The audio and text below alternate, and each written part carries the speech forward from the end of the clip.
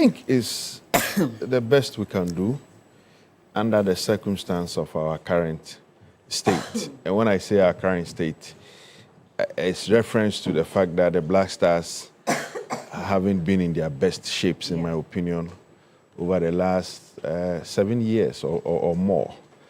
And so when it comes to times like this, you look out for who is fit, who is best in terms of shape, and who has the requisite experience and ability to perform at the competition. And on the basis of that, I think I'm just okay with what we have been presented with.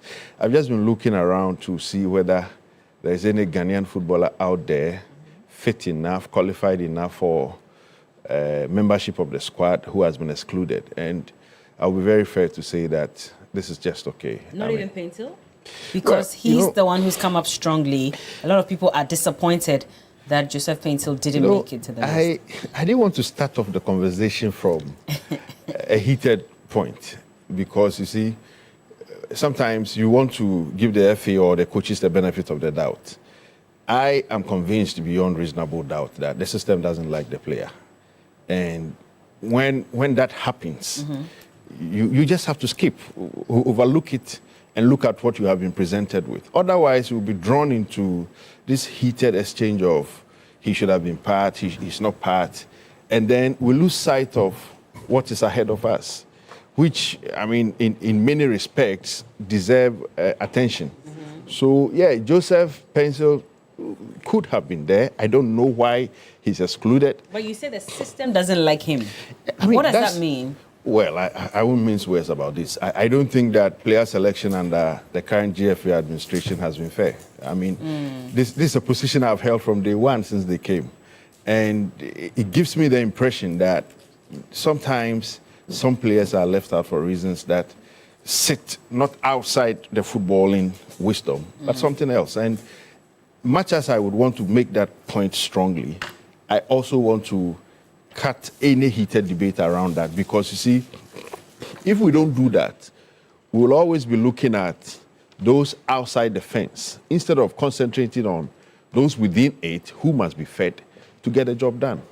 So much as we disagree with who should have been there and it's not there, I mean the decision of who should have been there and it's not there, much as that disagreement is fair, and we must point it out. Once you are done with that conversation, you must look at who and who have been called and what sort of contribution they will make to the team at the competition. And for me, what we have there, I mean, there were some names that I expected to be there, and I think all those names are there. Which ones are those?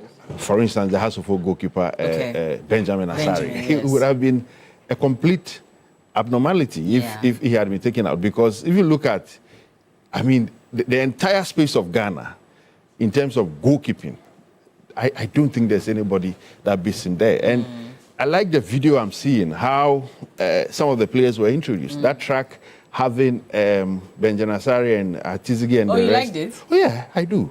You know why? Some people don't really like it. They thought we could have done better. I don't know what they mean by we could have done better, but see, that track you see there is a typical scene in our daily lives as Ghanaians. Okay. I travel a lot on our roads, very horrible roads most of the time. You see those container trucks every day, everywhere. So it's become synonymous with the Ghanaian life on the road.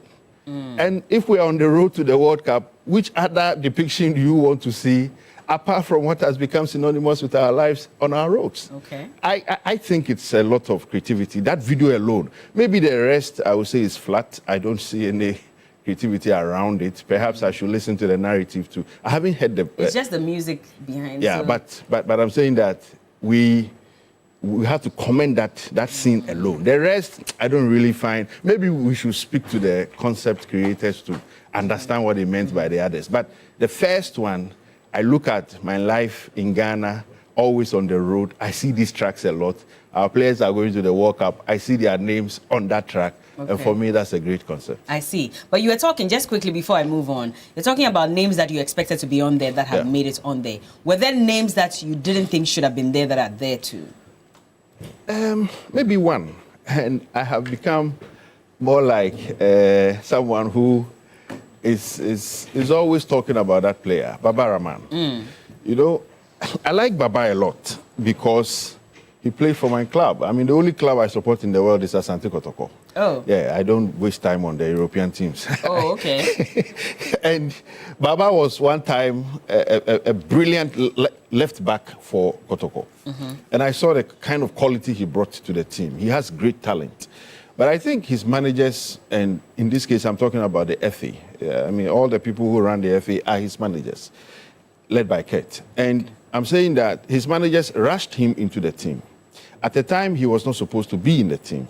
This is about 5-6 years ago. And it caught so much public backlash that it looked like he didn't deserve to be there. You've pushed him there, and he became an enemy within the eyes of the public. And so anytime he comes up, even if there are legitimate grounds for his selection, people look at the fact that, oh, he is associated with the system. And by the system, I mean the FA. Yeah. He's associated with the FA. And for that reason, that's why he's in the team.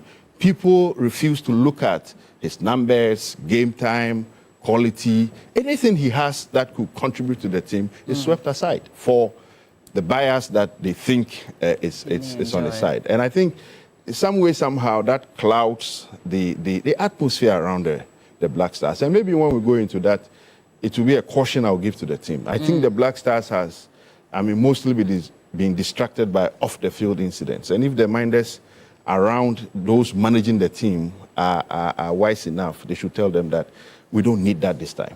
Well, I don't know if we're even... is the right time to even have that conversation, because it might be even too late for that. But let me come to you, Baba. So what do you also make of the list? And do you agree with Jerome when he says that for someone like Baba Rahman, maybe he should not have been on the team? Well, thank you very much, Bella. I agree with him in part, and I also disagree in part. I think generally this is the best we can have under the circumstances, and I think it is a team that is nowhere near the best team we've ever had. That is the team that played in 2006 and 2010 when we almost reached the semi-finals. When it comes to selection of players, I think it is the sole prerogative of the coach, having regards to the tactical plan he has and the players that can fit. You know, there are some players that are quite skilled, that are quite gifted, but may not be technically or tactically adept to fit into the plan of the coach. So I think we should give the coach the benefit of the doubt. And in football, sometimes you need a blend of tactical efficiency and a bit of luck. This time around, I think in terms of the quality of the team, in terms of the depth, we are not up there, admittedly, but we probably can ride on other things like luck and fortune to proceed. If you look at the three departments of the game, I think one particular department that we are quite deficient, or we probably may find ourselves wanting, is the goalkeeping department and the defensive department. Goalkeeping? Yes, goalkeeping. Yeah. Most of our keepers, Atizigi, Benjamin, Asari, is not played at that stage, so psychologically it probably may have a toe and all of that. And the defensive department. That is why I'm quite disappointed that Jiku could not make it, because Jiku has that level of experience to be able to command the defensive department to ensure that we are able to minimize our mistakes and also hold on tight and not concede too much. But that is where I think Baba Rahman comes in handy. Okay. There's been his involvement or inclusion in the team has generated a lot of controversy. But I think presently we needed somebody like Baba in the team. We needed the experience of somebody like Baba. He's been playing with the Black Stars for a while.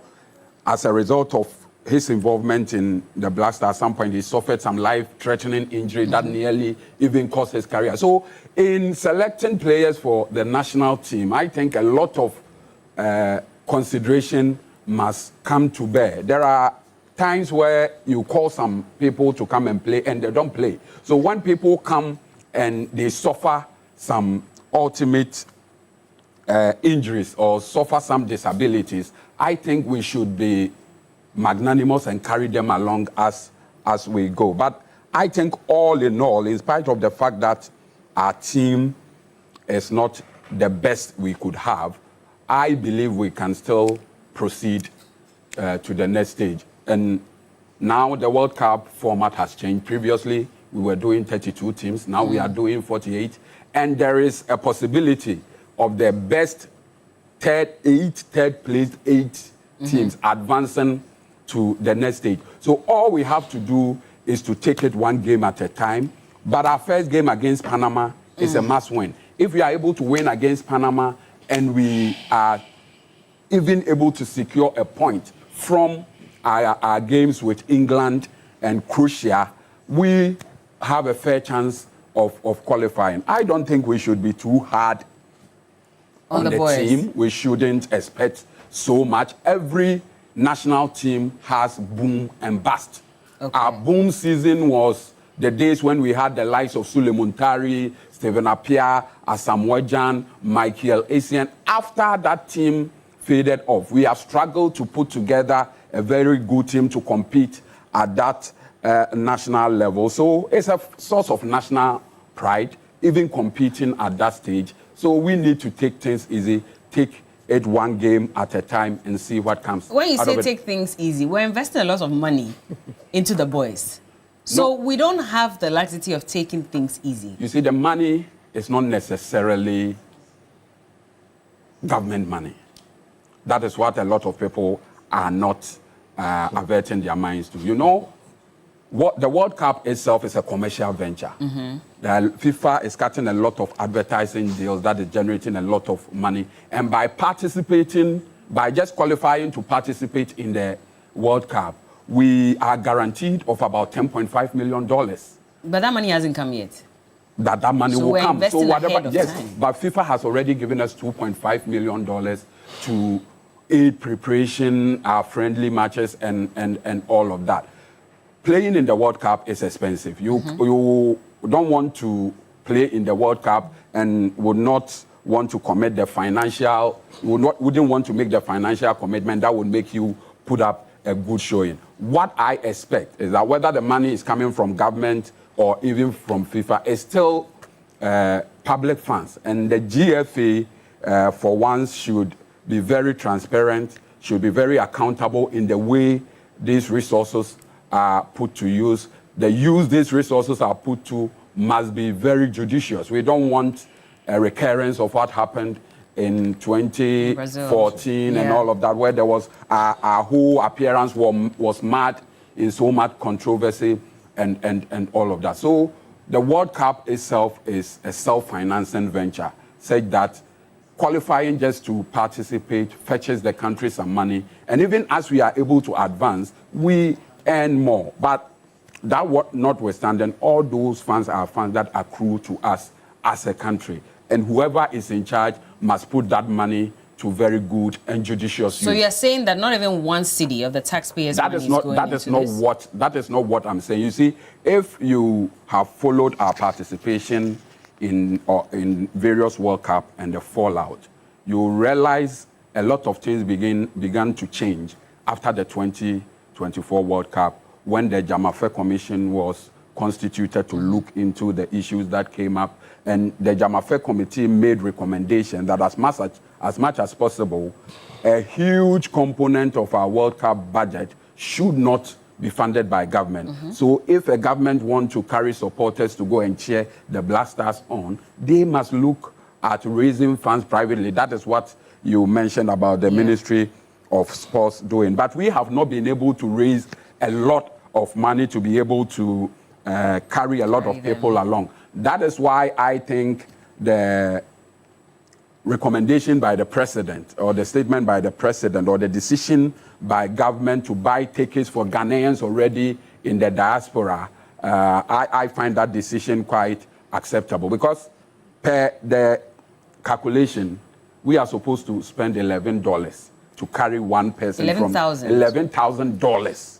That is a lot of money. So if you are doing 1,000 people, you are doing like $11 million. If you are doing 10,000 people, it's a lot of money. But that's why we were hoping to raise the 30 million because that had been even if you had been able to raise the $30 million, I don't think using it to carry supporters for a 3-week or a maximum 1-month program would have been a judicious use. For a country like Ghana, where sports facilities are quite inadequate, we can put this money to use that will inure to the country long-term benefit by investing in astroturfs, cold football to feed, so that the quality that was once associated with our football would be back. Presently, we are not doing much in terms of youth development. We are not doing much in terms of putting in place, creating the enabling football environment for the young talent to thrive. So I think even if we could raise that 30 million,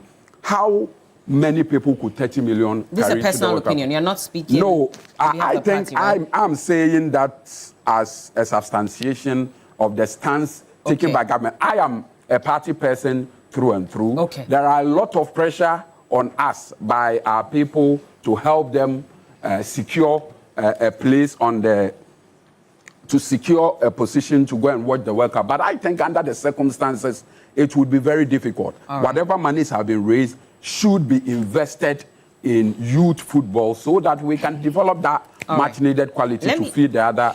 Let me bring Kwesi Botre in. He's a member of the NPP communications team and he's just joined us. Good morning. How are you? Good morning, Bella. I'm fine. How are you feeling about the Black Stars this morning? I'm quite optimistic that they will do well. Good morning to you. Good morning to colleagues. My dear brothers mentioned, this is the best of talent we have at the moment. Most of our players, unfortunately, have suffered various levels of injuries. You talk about Kudus, Jiku, quite a number of them. And so it is rather unfortunate. This call-up reflects the best of football talent we have in this country. And I'm confident that the team are not oblivious of the fact that most of our key players are not with them. The Dede Ayus and, you know, the big names that we all know. And so I am very clear that they'll put in their best because it is also a duty for them to make a name for themselves. This is the World Cup. This is the biggest football tournament in the world. And so it is very important that they understand that wearing the national jersey also is not a right, but a privilege, because amongst the over hundreds of thousands footballers that we have in this country, only 26 of them have been selected to represent the entire nation. I think that it's a big deal.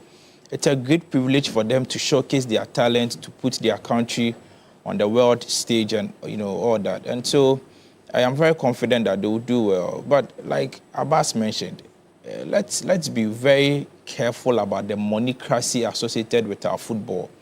Because wherever there is money, genuine motivation to work is actually very limited, because then it becomes as if they are playing for the money. But it should be the case that they are playing for the nation, they are playing for the flag, they are playing for the honor and dignity of our country. Because football is one thing that brings people together. Football is one thing that brings, you know, families together, brings people with diverse political opinions together. And so I'm hoping that this set of players will do well. Now in football, there isn't anything like underdogs. Everybody, you know, all these players have their own, are very skilled in their own, you know, personal ways. And so I am very sure that with the technical assistance of the coach, whom we hear is a very consummate football person, a very consummate coach, we are sure that he will put in place the necessary tactics. This evening, I think they are playing against Wales. Wales. And so Wales and England have a similar playing style. And so this evening's match is going to determine how we are going to play against England, you know. So we hope that they don't break the heart of the nation. The entire nation is with them. Blaster has the appetite of breaking the hearts of people. And so we are pleading with them that already the government is breaking our hearts. And so they shouldn't also add more. The government's breaking our hearts. The government is breaking our hearts already. And so they shouldn't deepen our woes by, at least they should give us some form of solace. The entire nation is with them. We are praying for them. We are hoping the very best for them. But hope is not a strategy. And luck cannot be said to be a very good strategy. When you are going into a tournament like the World Cup, you plan for it. You don't go into the World Cup hoping that some luck or some magic somewhere will work for you to score or something. You need tactics. Football is about tactics. Football is about your game plan. Football is about strategy. And so you don't go into a World Cup hoping that some fortune somewhere will locate you so that you become successful. And I'm very sure that the country is spending so much on them. My brother mentioned that the 30 million should be invested in young talent. That is not the motive, or that wasn't the motive for raising the funds. The motive for raising the 30 million dollars was to give it to the players, to enable that, to ensure that they have the necessary. It wasn't for the players. It was for the World Cup. It was for the World Cup. Yes. So to transport the fans. Yes. Was for the World Cup. It's to ensure that the players have an enabling environment to succeed. Transporting fans to cheer them up. It's all part of the enabling environment. It's all about please. You hold on, Abbas. Let him. It's all about creating the enabling environment for the players to succeed. I think that if a country of over 35 million people, we are spending $30 million on World Cup, that should tell you about the priorities of this nation. This nation has a fundamental problem. In as much as I acknowledge that football is an integral aspect of our society, is an integral aspect even of our economy, I totally disagree that we spend $30 million. We've not even been able to raise the 30 million. At the moment, no. We're told that we've only been able to raise not more than $10 million. It's more than $10 million though. Well, the minister said it's not more than. Anyway, having the thinking alone to want to expend $30 million on a World Cup tournament, I think that even the advanced countries are not doing that. And you talk about the appearance fee, I'm sure we'll get there. Yeah. But I think that the moneycracy in our football is taking away the real passion that our players used to have. Because if you take the likes of Kojo Asamoah, the likes of Michael Essien, the likes of Abedi Pele, they were playing their hearts out for the country. But today you watch some of them, see that they are scared to break their legs, or I don't know what sometimes some of them think about. But I think that it's about time that we need to conscientize them that, see, you are representing the whole nation. Everybody is supporting you. There's a campaign to bring back the love. Gradually, we are getting there. After the GFA and the government of the day broke our hearts in 2014 with the kind of, corruption and the kind of financial irregularities that were associated with the 2014 World Cup, I think that the love is beginning to build back. And so this is the right tournament for them to show us what they've got. We have some good players in there. Let's not undermine or... Like who? We have Semenyo in the team. I think that Benjamin Asare is doing well, considering the fact that he plays for a local side.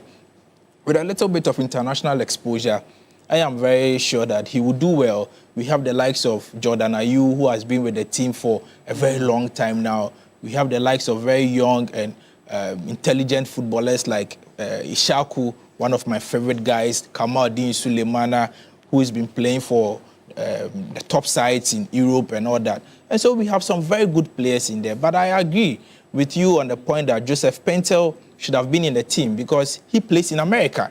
He plays with the likes of Lionel Messi, Luis Suarez, and the rest. He is familiar with the terrain and even the weather in America. Football is not only about kicking the ball. The weather and all other, associating factors also count. And so I don't know why he's not in the team.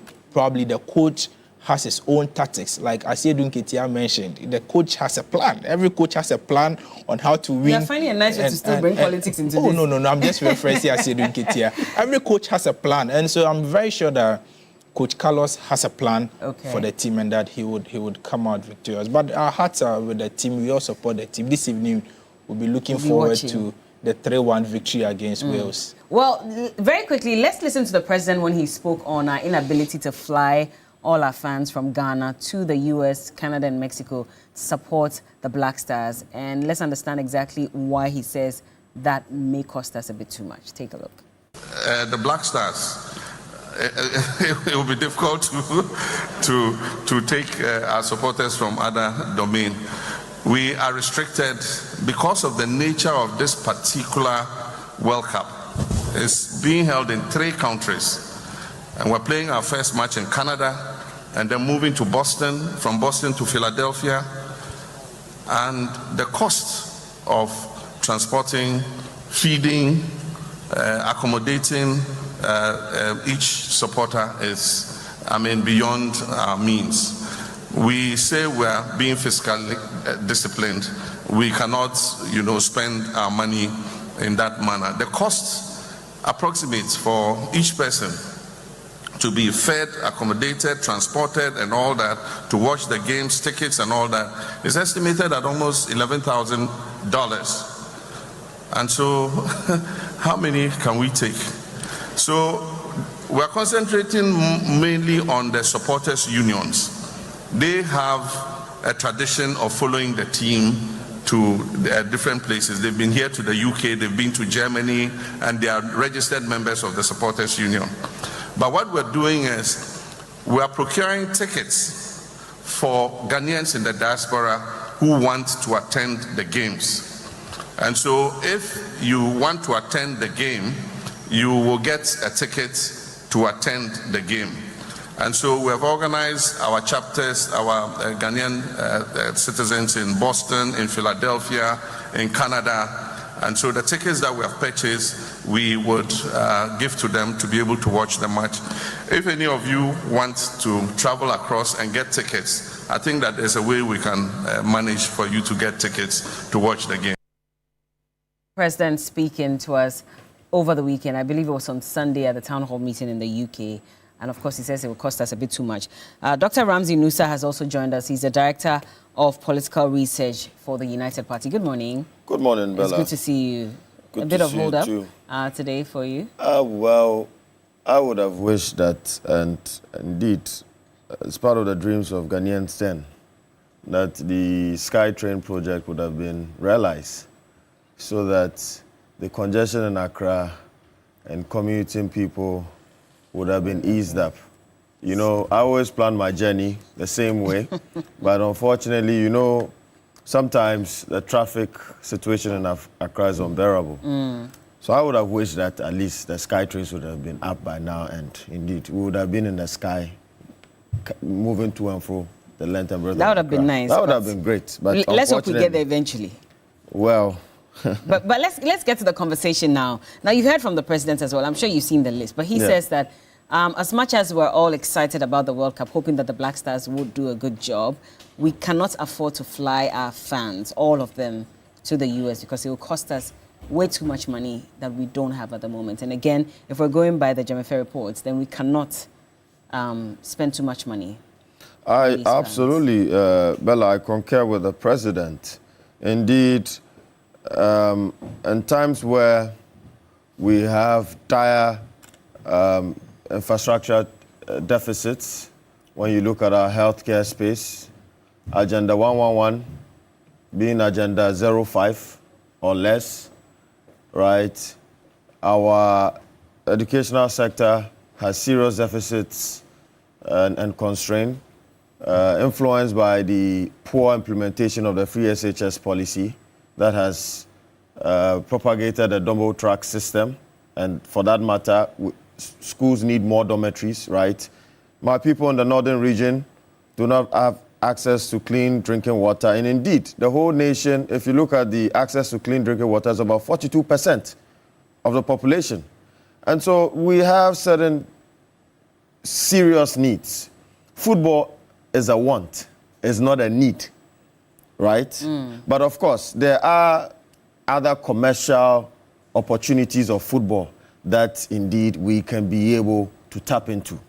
And indeed, football and the World Cup as a global stage puts Ghana on the global stage. And indeed, it promotes our culture, it promotes interest in our nation. And so, yes, I concur to that. We need to save money so that we can be able to channel those monies to other significant infrastructure development and needs, and indeed supporting entrepreneurs to create jobs under the aegis of Ghana's But that's not drive. why the funds were raised.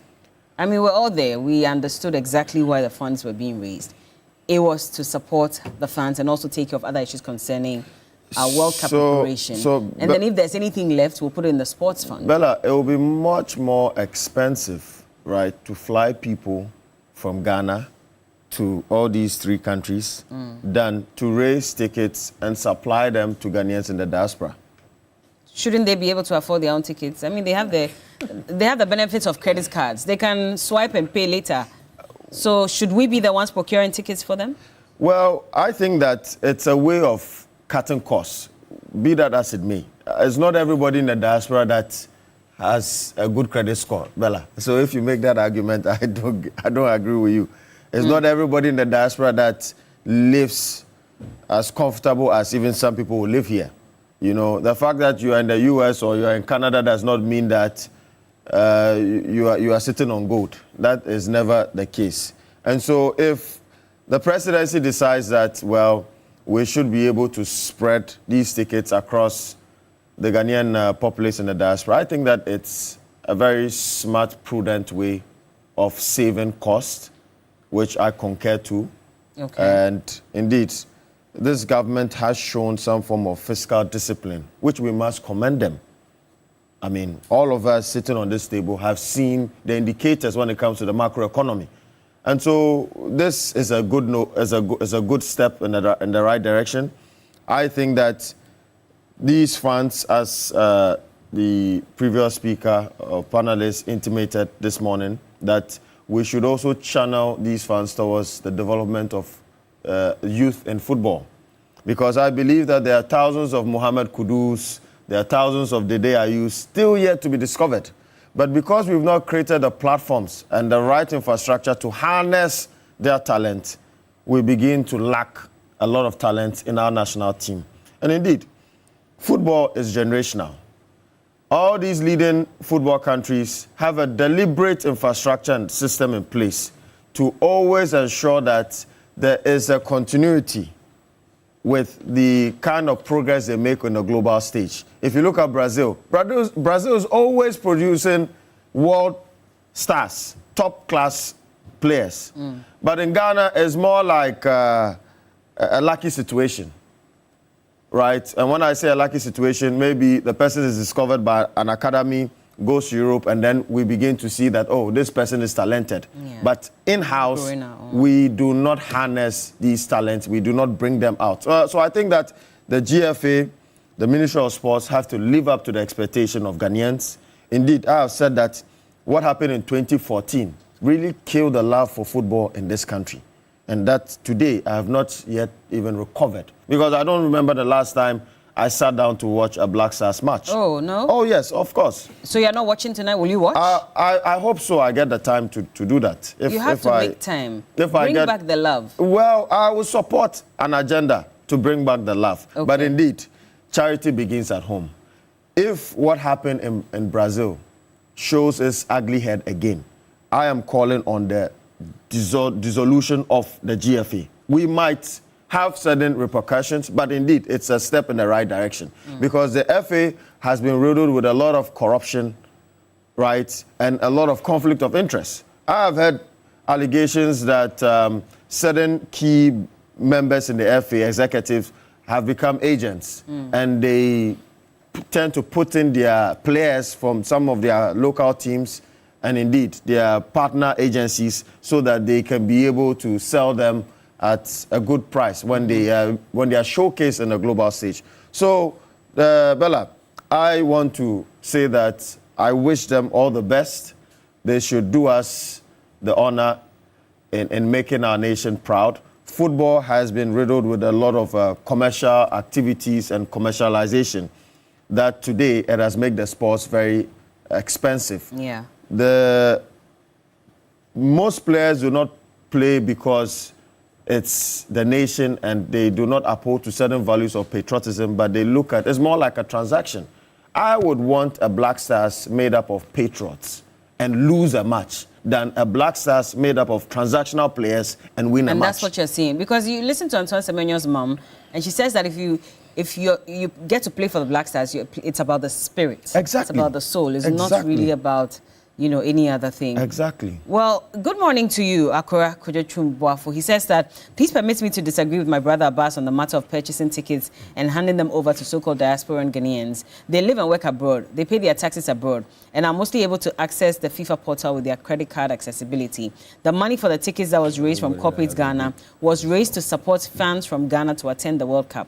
Akora, you were at the launch. Yes, I was there. He says the funds are not taxpayers' money. Let's dedicate whatever we raise to the state, to the stated purpose. And he says, tell Kwesi Botwe that despite their futile efforts, the Scandal Development Authority of the MPP have failed miserably in tagging government with a scandal. Well, Kwejo, we'll leave this out for now, but let me come back to Jerome.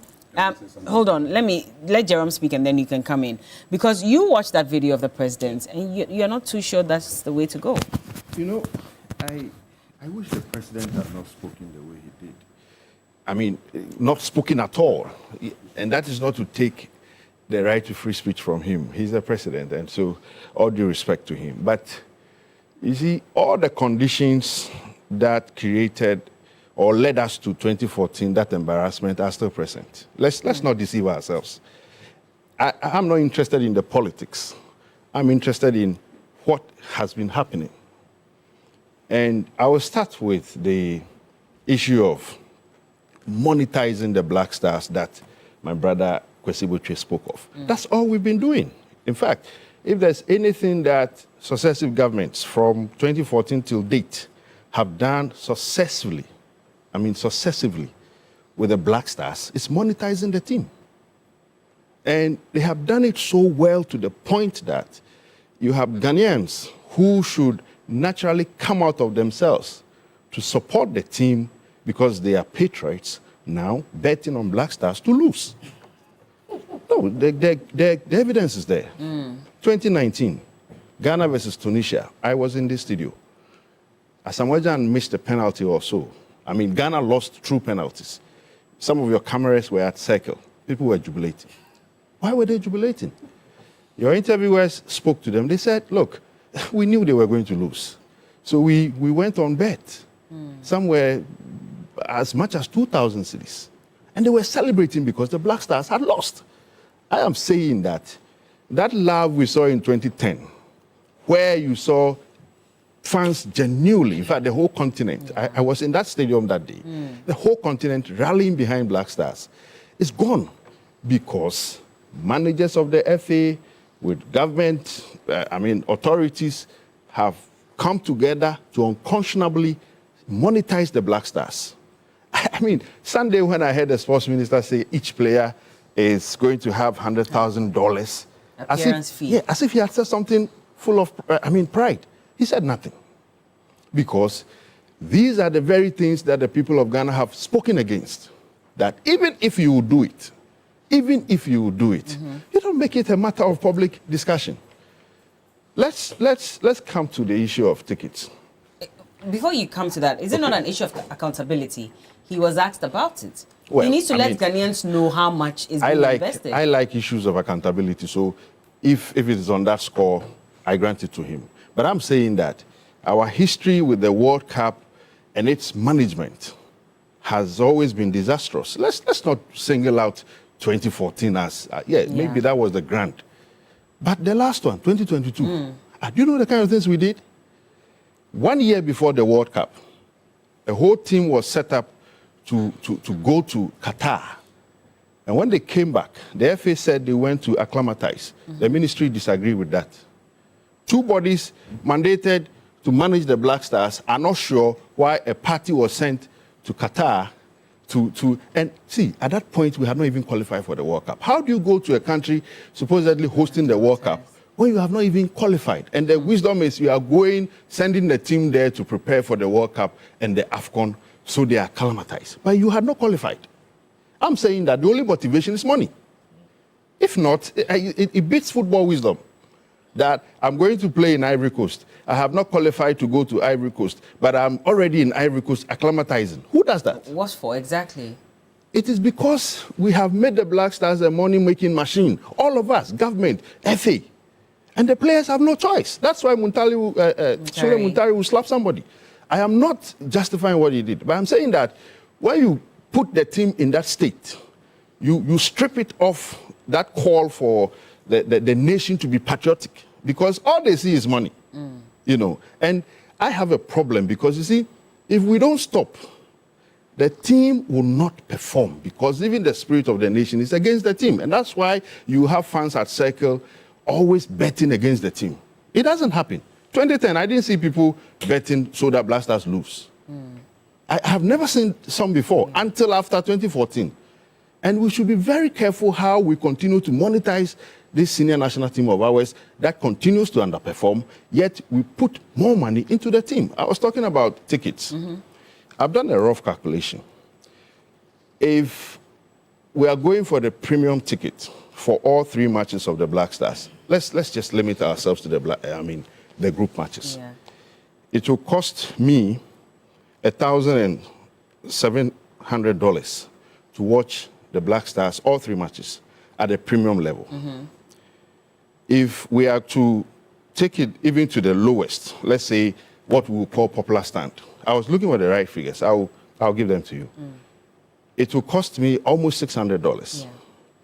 I cannot see why any serious government of our day would want to commit that resources to someone living in America, because Black Stars is coming to play in America. So we should commit $600, which can go into something very profitable here, to go and watch a football match of the senior national team. Why shouldn't we? We shouldn't, because of the 48 teams.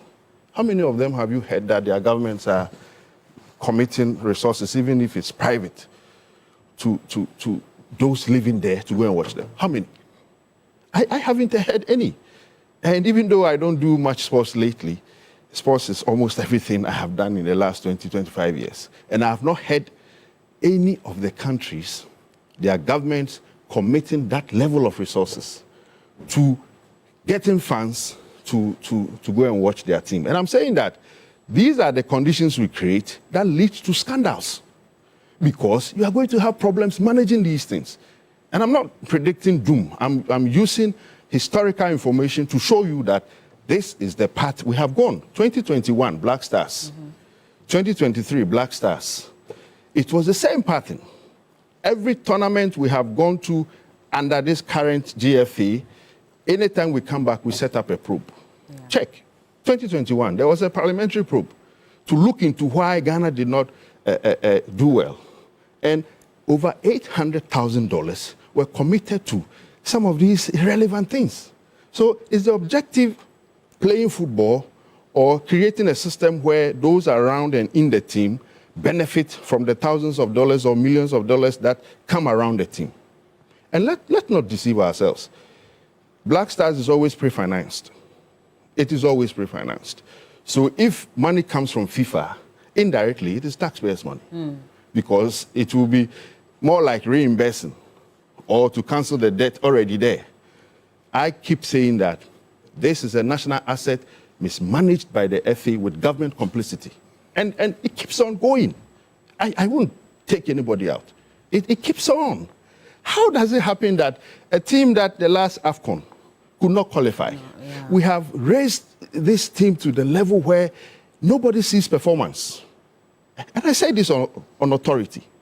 The Black Stars has not beaten any competitive side on the continent in the last 7 years. So if we are playing against Panama, for example, and I agree with my brother, Panama is the only side we can beat in that group if we are to be real. But you see, football is funny. I won't be surprised if Ghana beats England, per the nature of football. But I'm saying that we have reduced the issues of the Black Stars to money. Every time, money. So ideally, what would you have had that would do? So, for example, the 100,000, because from 2014, the last appearance also at the World Cup, we gave $100,000 appearance fee. This year, we're giving us what? Should we have rather asked them to go and represent the country? We don't even have to. We don't even have to make that issue a matter of public discussion. That's why I asked. We have Croatia, we have Panama, we have England. We have been checking developments in their camp. Our conversations in their camp around money. What are they about? They're about performance. They're about team. They're about players. They're about the need to represent the nation. I have checked. Brazil, go and check their camp. What is the business of money with the Brazilian national team? But at least they're still getting some money. No, they'll be paid. Yes. I'm not dismissing the Okay. fact that they are just going to represent their nation in their national colors and that will be the end. I'm saying that the money will come. Look, in 2014, we drew 2-2 with Germany. Mm-hmm. Germany were the finalists, in fact, champions. Yeah. How much money were they given? I mean, how much money were they paid in appearance fees? They were the world champions of that competition that year. We who lost 2 matches in our group, drew 1, kicked out in the group stage, each player took $100,000. Where is the moral justification? That's why I'm saying we have created the conditions for those things, and it's there.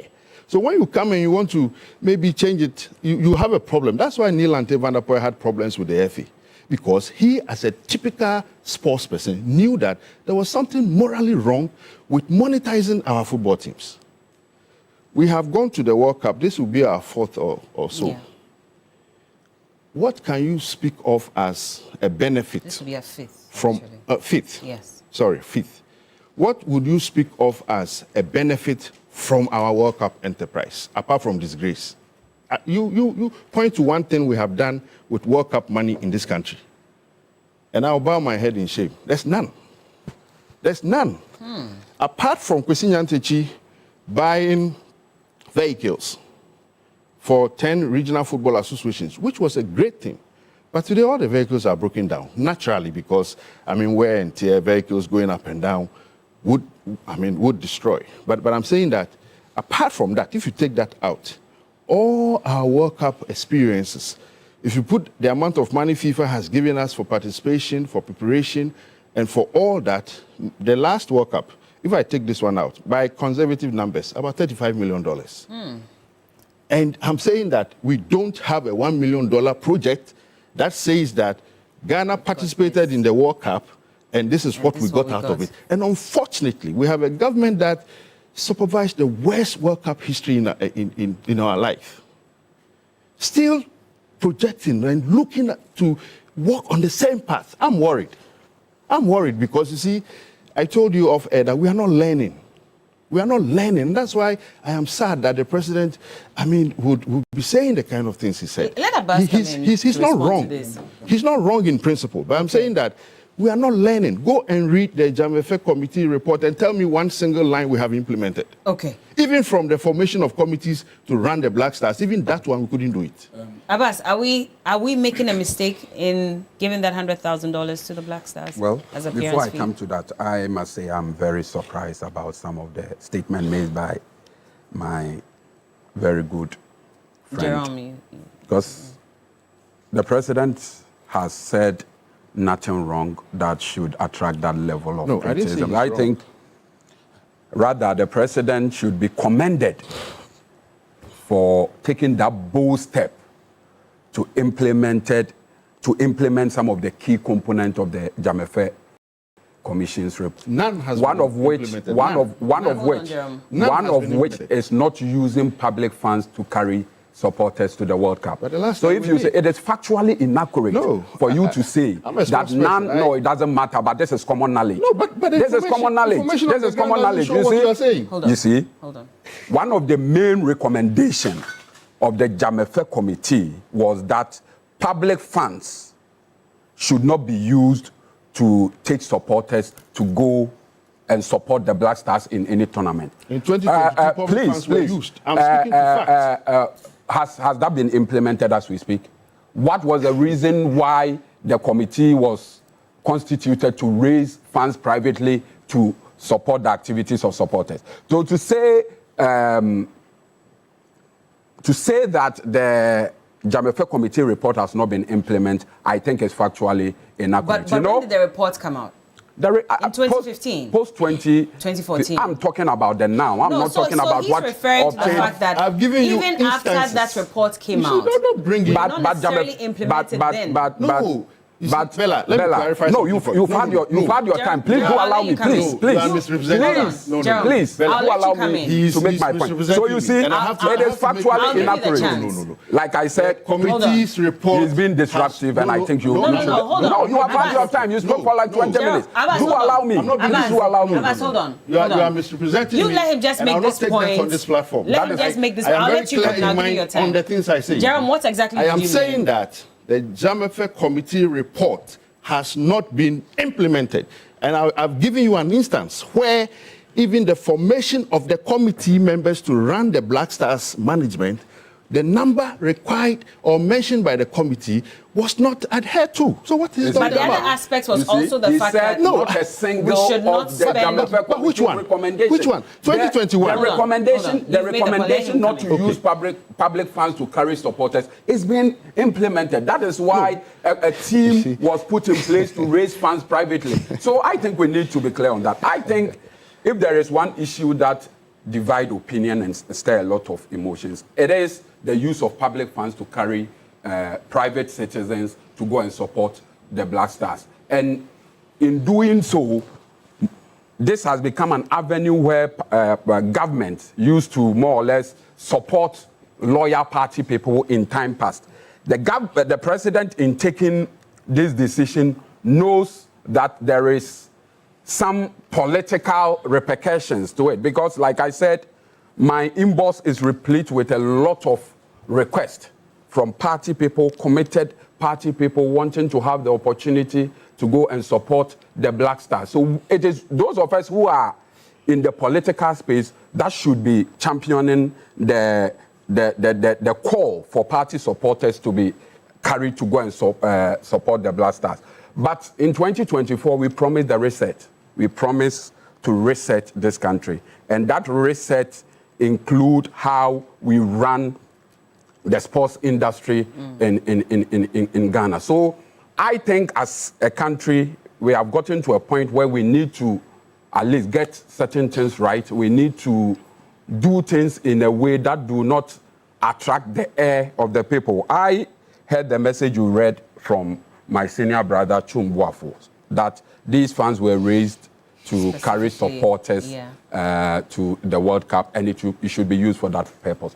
So far, about $10 million have been raised. Mm-hmm.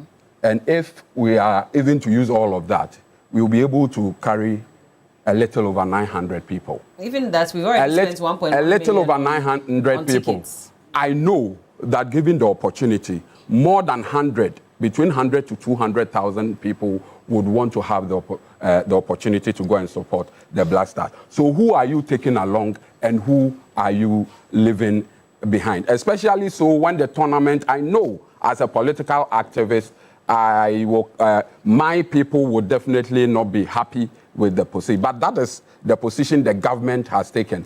And all of us government appointees, including Mr. Chum Boafo, are duty bound to stand by the decision taken by government. If we are to use the 10 million, all of the 10 million to carry supporters to the World Cup at a cost of 11,000 per head, we can only do 900 people. Would that still curb the noises in the system about people who have not had the opportunity to go and support the World Cup? Are there better ways? Are there cost-effective ways that we can put this money to achieve the same purpose? This whole idea of carrying people along is to go and cheer the Black Stars on. If there are Ghanaian nationals in the diaspora who can do that at a relatively cheaper cost, and government thinks that is the appropriate thing to do at the moment, I think this is something that we need not split heads over. We should rather think about what happens post the World Cup. The World Cup maximum is a 1-month tournament. After 1 month, we are all coming home. Which sports facilities are we coming home to? Like Randy rightly said, there are a lot of young talents out there waiting to be discovered. But we do not have the necessary, we have not created the necessary environment for those talents to be identified, groomed, and nurtured for possible potential national benefit to the country. I think in the long term, that is where we should be looking at. And by the way, the purpose of the fundraiser for the World Cup is not entirely to carry people to the World Cup. The sports minister has indicated clearly that where there are surpluses, those monies will be put in the sports funds to be used for other sports-related activities. So I think President Mahama should be commended for the bold decision he has taken in spite of But the issue political... of the $100,000 for the players. You see, that is why Way? Appearance fee is not limited only to Ghana. It is a tradition and a convention in association But the football. last time we paid $100,000 was in 2014, the Brazil World Cup. You see, we all saw the shame and the embarrassment that You see, usually when I don't know the rationale or the reasoning or the wisdom that goes into the taking of particular decisions, I am a bit hesitant in criticizing same. But I think we need to look at this appearance fee issue from another angle. Some of these players come, they play, they suffer injuries. At the end of the day, there are no insurance packages to take care of them. Their careers suffer a debilitating screech, and they are out. Nobody cares for them. So this may probably be an insurance package of a sort. As a country, as a third world country that has a lot of developmental challenges, can we probably reduce it and use the remainder of the funds for other things? Absolutely, yes. Is this issue of appearance fee limited only to Ghana? No. Appearance fees are paid across. But it's about what we can afford as well. It's about where we are financially as a nation as well. I have given that indication. Are we able to engage in negotiations with the player to bring that down? I think that is a much plausible option. Are there any avenues where players can be made to come and play for the Black Stars without demanding those amounts? Those are avenues that should be explored. And like I said, the World Cup itself is a commercial endeavor where people pay huge monies, where the Black Stars rake in some revenue as a result of their participation. So if we are able to rake in revenue as a result of our participation, spending a fraction to take care of the major participant of the game, I don't think it is something we need to split hairs over. However, I think the quantum, we can look at the quantum as a developing country with a lot of the developmental challenges. We can probably beat that down and use the amount accrued, invest it in other sports-related facilities so that generally we would have a better sports industry, have more Michael Essien, have more Suleiman Taris, have more Stephen Appiers to come and play for our national team. There is one other thing that Mr. Please, what's his name? Jerome Mr. Jerome said that I disagree entirely with. You know, football is a national passion. In this country, football has become a unifying force. The only moment you see people from all walks of life, people from different political persuasions, people from different ethnic extractions, all rallying behind one cause is when you see the Black Stars playing. It is not all monies invested in particular activities that fetch tangible results. For example, investments in education do not fetch us anything in terms of monetary gains. But in the long term, it develops or it helps us build that critical core of human resource that helps us to run the country. But in this case, with the Black Stars, what's been the long-term benefits for us? Well, because we seem to be dwindling more than we're rising. Like I told you earlier, every national team goes through boom and bust. There are times that they are able to build teams that reach their pinnacle. When they dip, they do the necessary investment and raise another team. What we have not done, we've been dipping.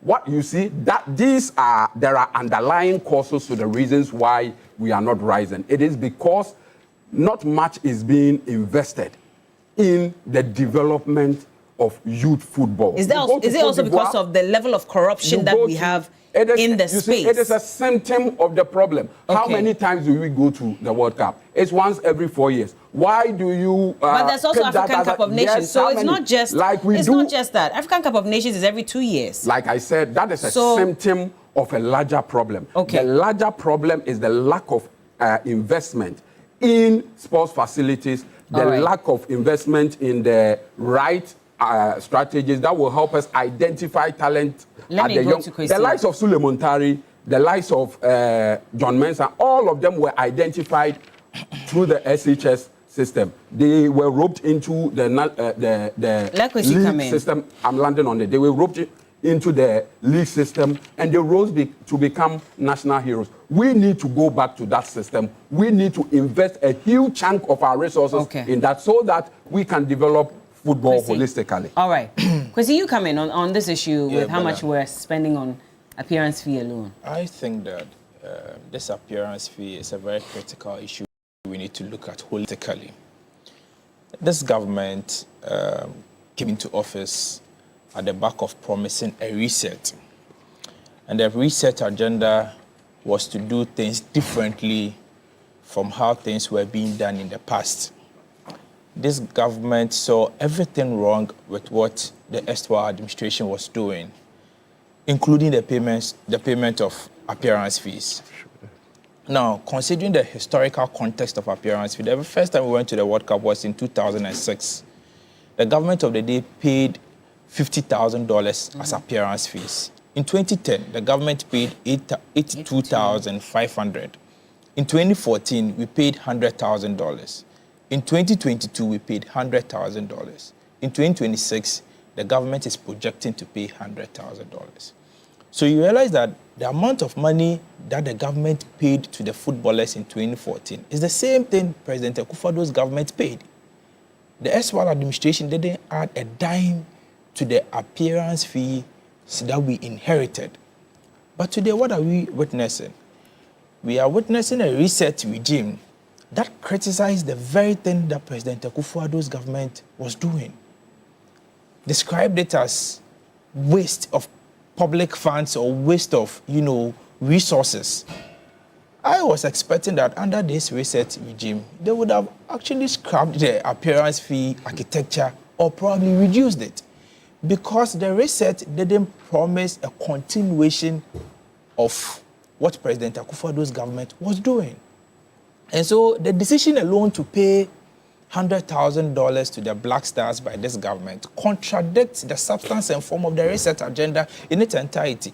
And Bella, you see, we cannot insulate politics from our football, because ultimately the buck stops with the sports minister.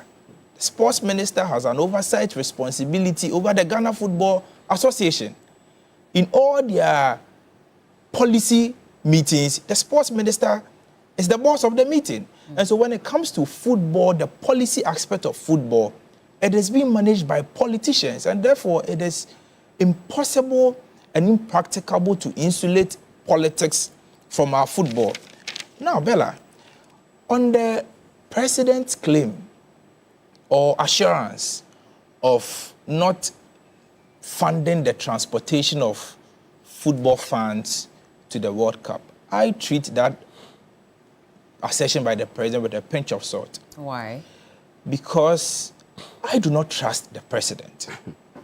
Because this government, Bella, and its acolytes are made up of a bunch of, or an association of lying men and untrustworthy women.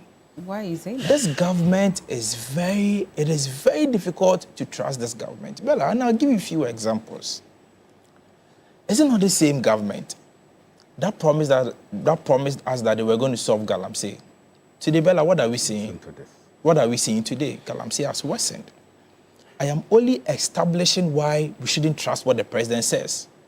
This is the same president that promised us the 133 job shift. Today, what are we witnessing? He has delivered 419. This is the very government that promised to reduce cost of living. Today, the cost of living has skyrocketed. Today, the cost of hostel fees have gone up. This is the very government that promised recruitment of young people. Today, what did they deliver?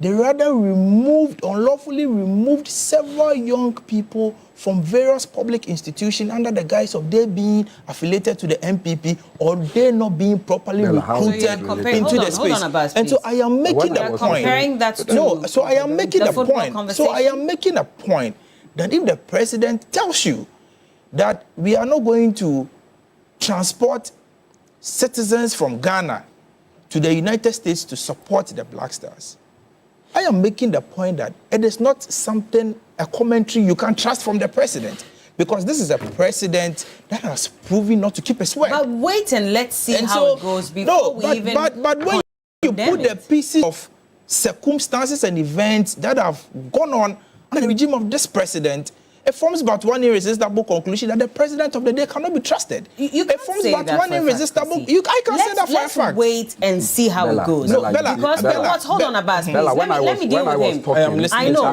which is why I stopped him. Please. No, I didn't interject. I didn't interject. Abbas, please. Bella, you have the floor. Bella, I'm listening to you. Bella, I'm listening to you. Abbas, please. You see? We're going to turn off your microphone. Let him speak. And I'm interrogating, but he didn't interject. So allow him. So the point here is that we haven't even started the World Cup. There's every avenue to check and keep them on track and ensure that whatever they have said they'll do, they'll do it. So let's wait and see, because it's so easy to check if really they are able to fly the Supporters Union from here or whoever it is that's going to watch. We don't need to wait. We don't need to wait for the World Cup to start before we conclude that what the president said is something that cannot be trusted. And I have given you... But you can't conclude when it hasn't happened. A plethora of circumstances, a plethora of statements that the president have made. And was he able to keep his word? And that is why I am telling you that if the president tells you today that trust him, that he is not going to transport supporters from Ghana to the United States, that is a total lie. That is something that he cannot keep. That is something that he cannot keep. Because every single promise that this president has made, in my opinion, has not been able to hold and to deliver on his words. And so, Bella, now let me move on to the point of... Please, I gave you enough time. Let me move on to the point of transparency. Because Doctor has to come in as well. I think that the list of all donors to support the cause of the Black Stars ought to be published. I think that they ought to be published because there are discrepancies with the figures. Because at the public fundraising ceremony that the president attended, we all saw the attendance of... I think you were actually the moderator for that event. I was one of the moderators for the event. Yes. I saw in various newspapers and blogs that at the fundraising alone, you people raised $12 million. And so it baffles me. So there were pledges. Okay. And the minister was very clear about it. He said pledges are different from what they've been able to redeem. So the pledges are still there, but so far what they've been able to redeem is not more than $10 million. Absolutely. But I think that in the spirit of accountability, in the spirit of probity and transparency, that forms the hallmark of this government or the party in government. I think that the list of donors ought to be published. It has to be published. I mean, even on that night it was mentioned, Chrissy. And you are just giving us the education that some people made pledges. And no. Mm-hmm. So on the night, pledges were made. Absolutely, I agree. Towards the funding of the supporters and other issues related. And some have been redeemed, some have not been redeemed. Some have been redeemed. What I'm saying is that we need a list of... for everyone who made the pledge, it was announced. It was live on TV. I agree, and I'm saying that the list of the pledges that have been redeemed ought to be published. That's a simple point I'm making.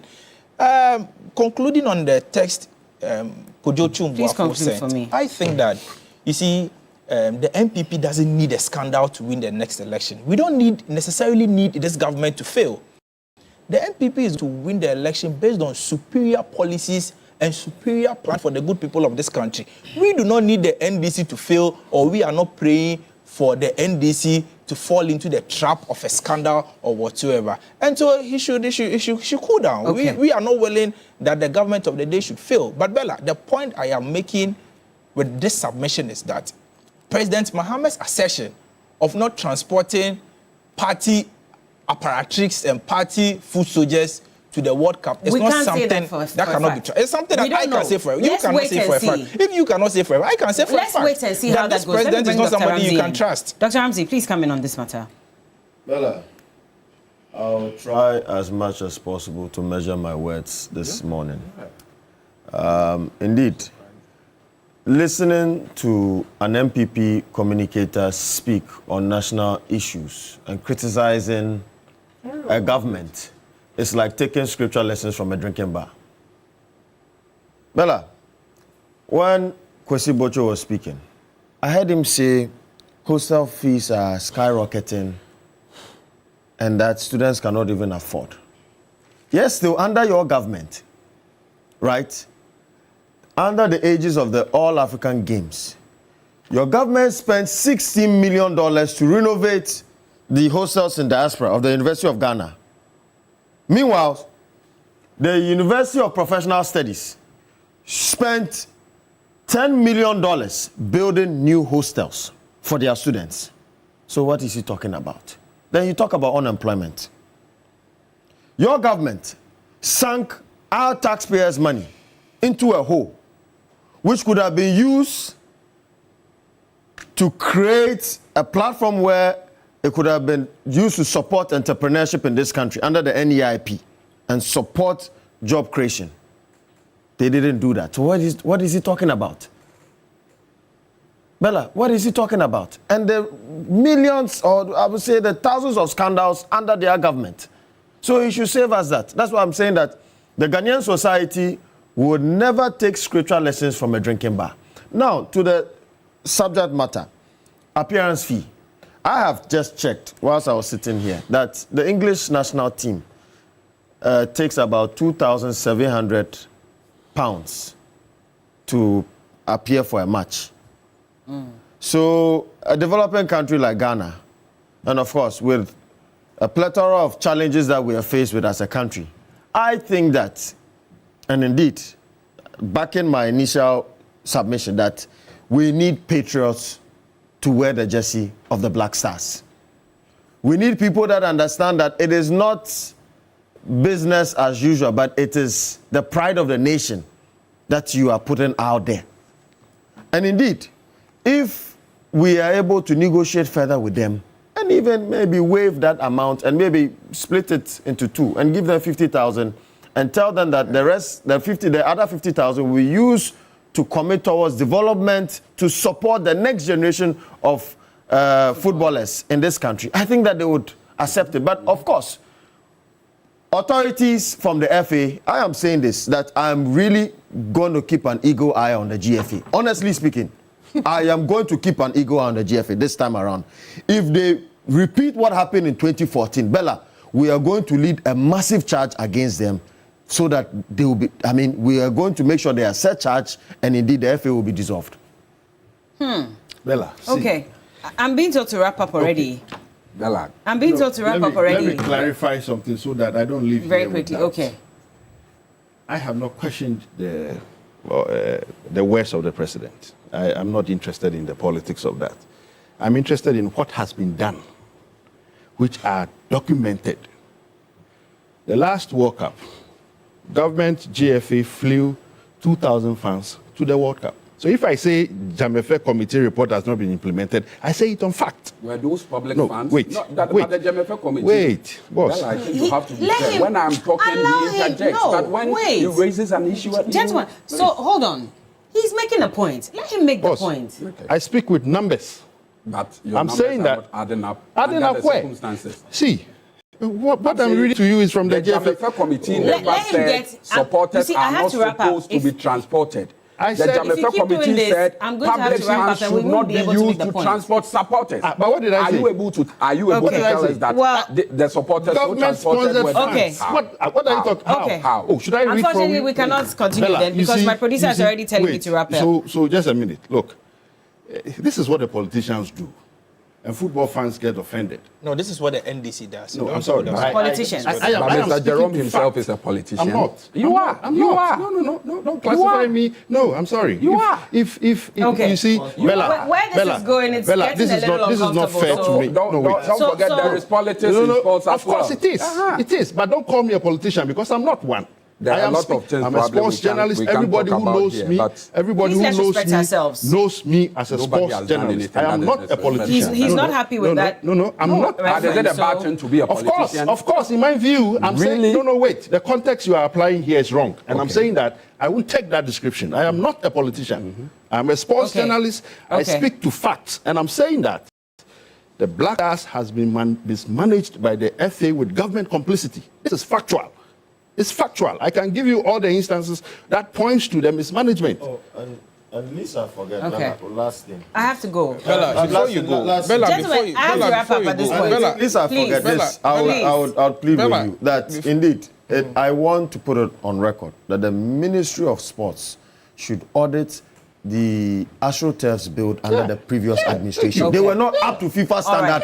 Look, Bella. The big issue is AstroTurf said. in Thank you, Efiakuma gentlemen. Bella. was Thank they you. spent The big issue is $200,000. concept by the University of Gold Coast. Another swimming pool, just like the national cathedral. Whether you are aiming for a specialist MBA in marketing, communication, operations, supply chain, human resource management, finance, entrepreneurship, innovation, or business intelligence analytics, or you want to advance through a dual MBA or chartered manager MBA, University of Gold Coast gives you the options that match your vision.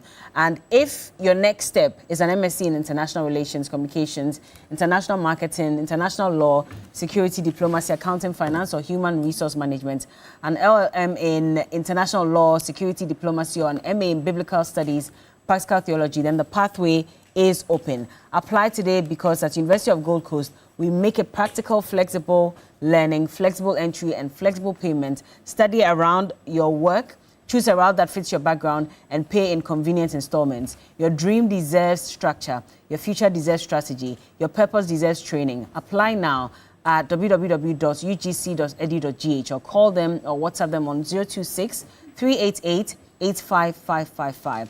University of Gold Coast, building leaders for the nations. Good morning to you, Manini Mani. Says today is the birthday of one of your favorite viewers. She says you should wish her, Anita Abba Amwa, aka the sexy police officer. I hear it's your birthday today. Enjoy your day. God bless. We'll be back.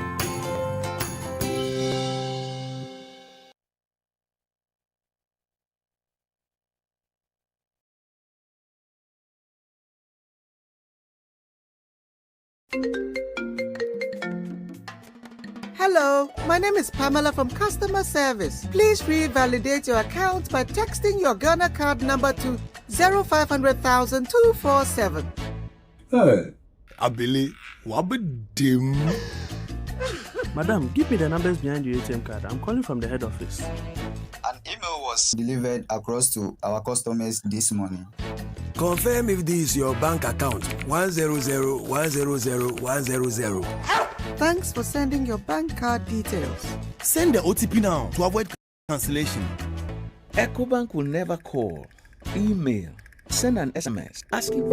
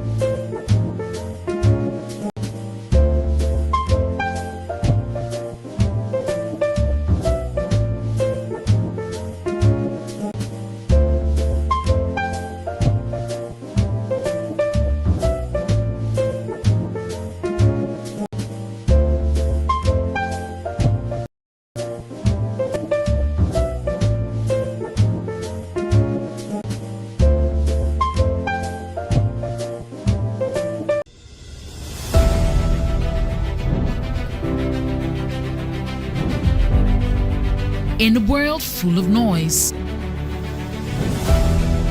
clarity matters. Stories shape us, ideas challenge us. An honest dialogue moves us forward. This is a space for depth, where voices are heard and perspectives matter. Conversations with Dr. Abinanya Kwasmeni, coming soon on TV3. TV3, first in news.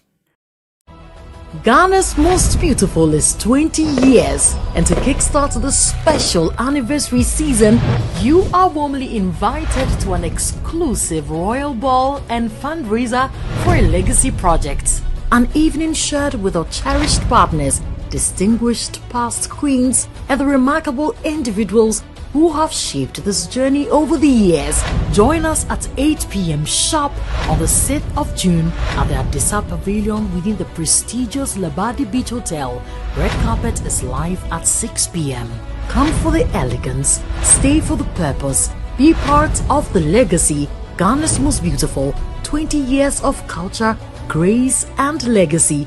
This event is strictly by invitation.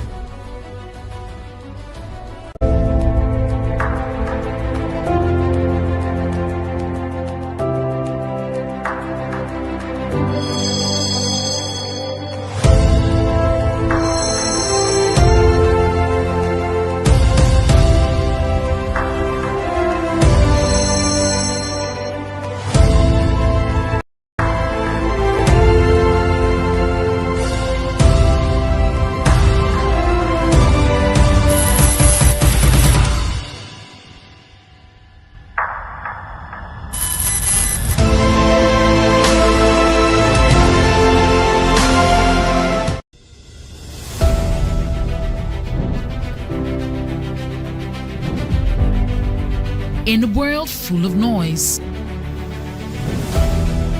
clarity matters. Stories shape us, ideas challenge us. An honest dialogue moves us forward.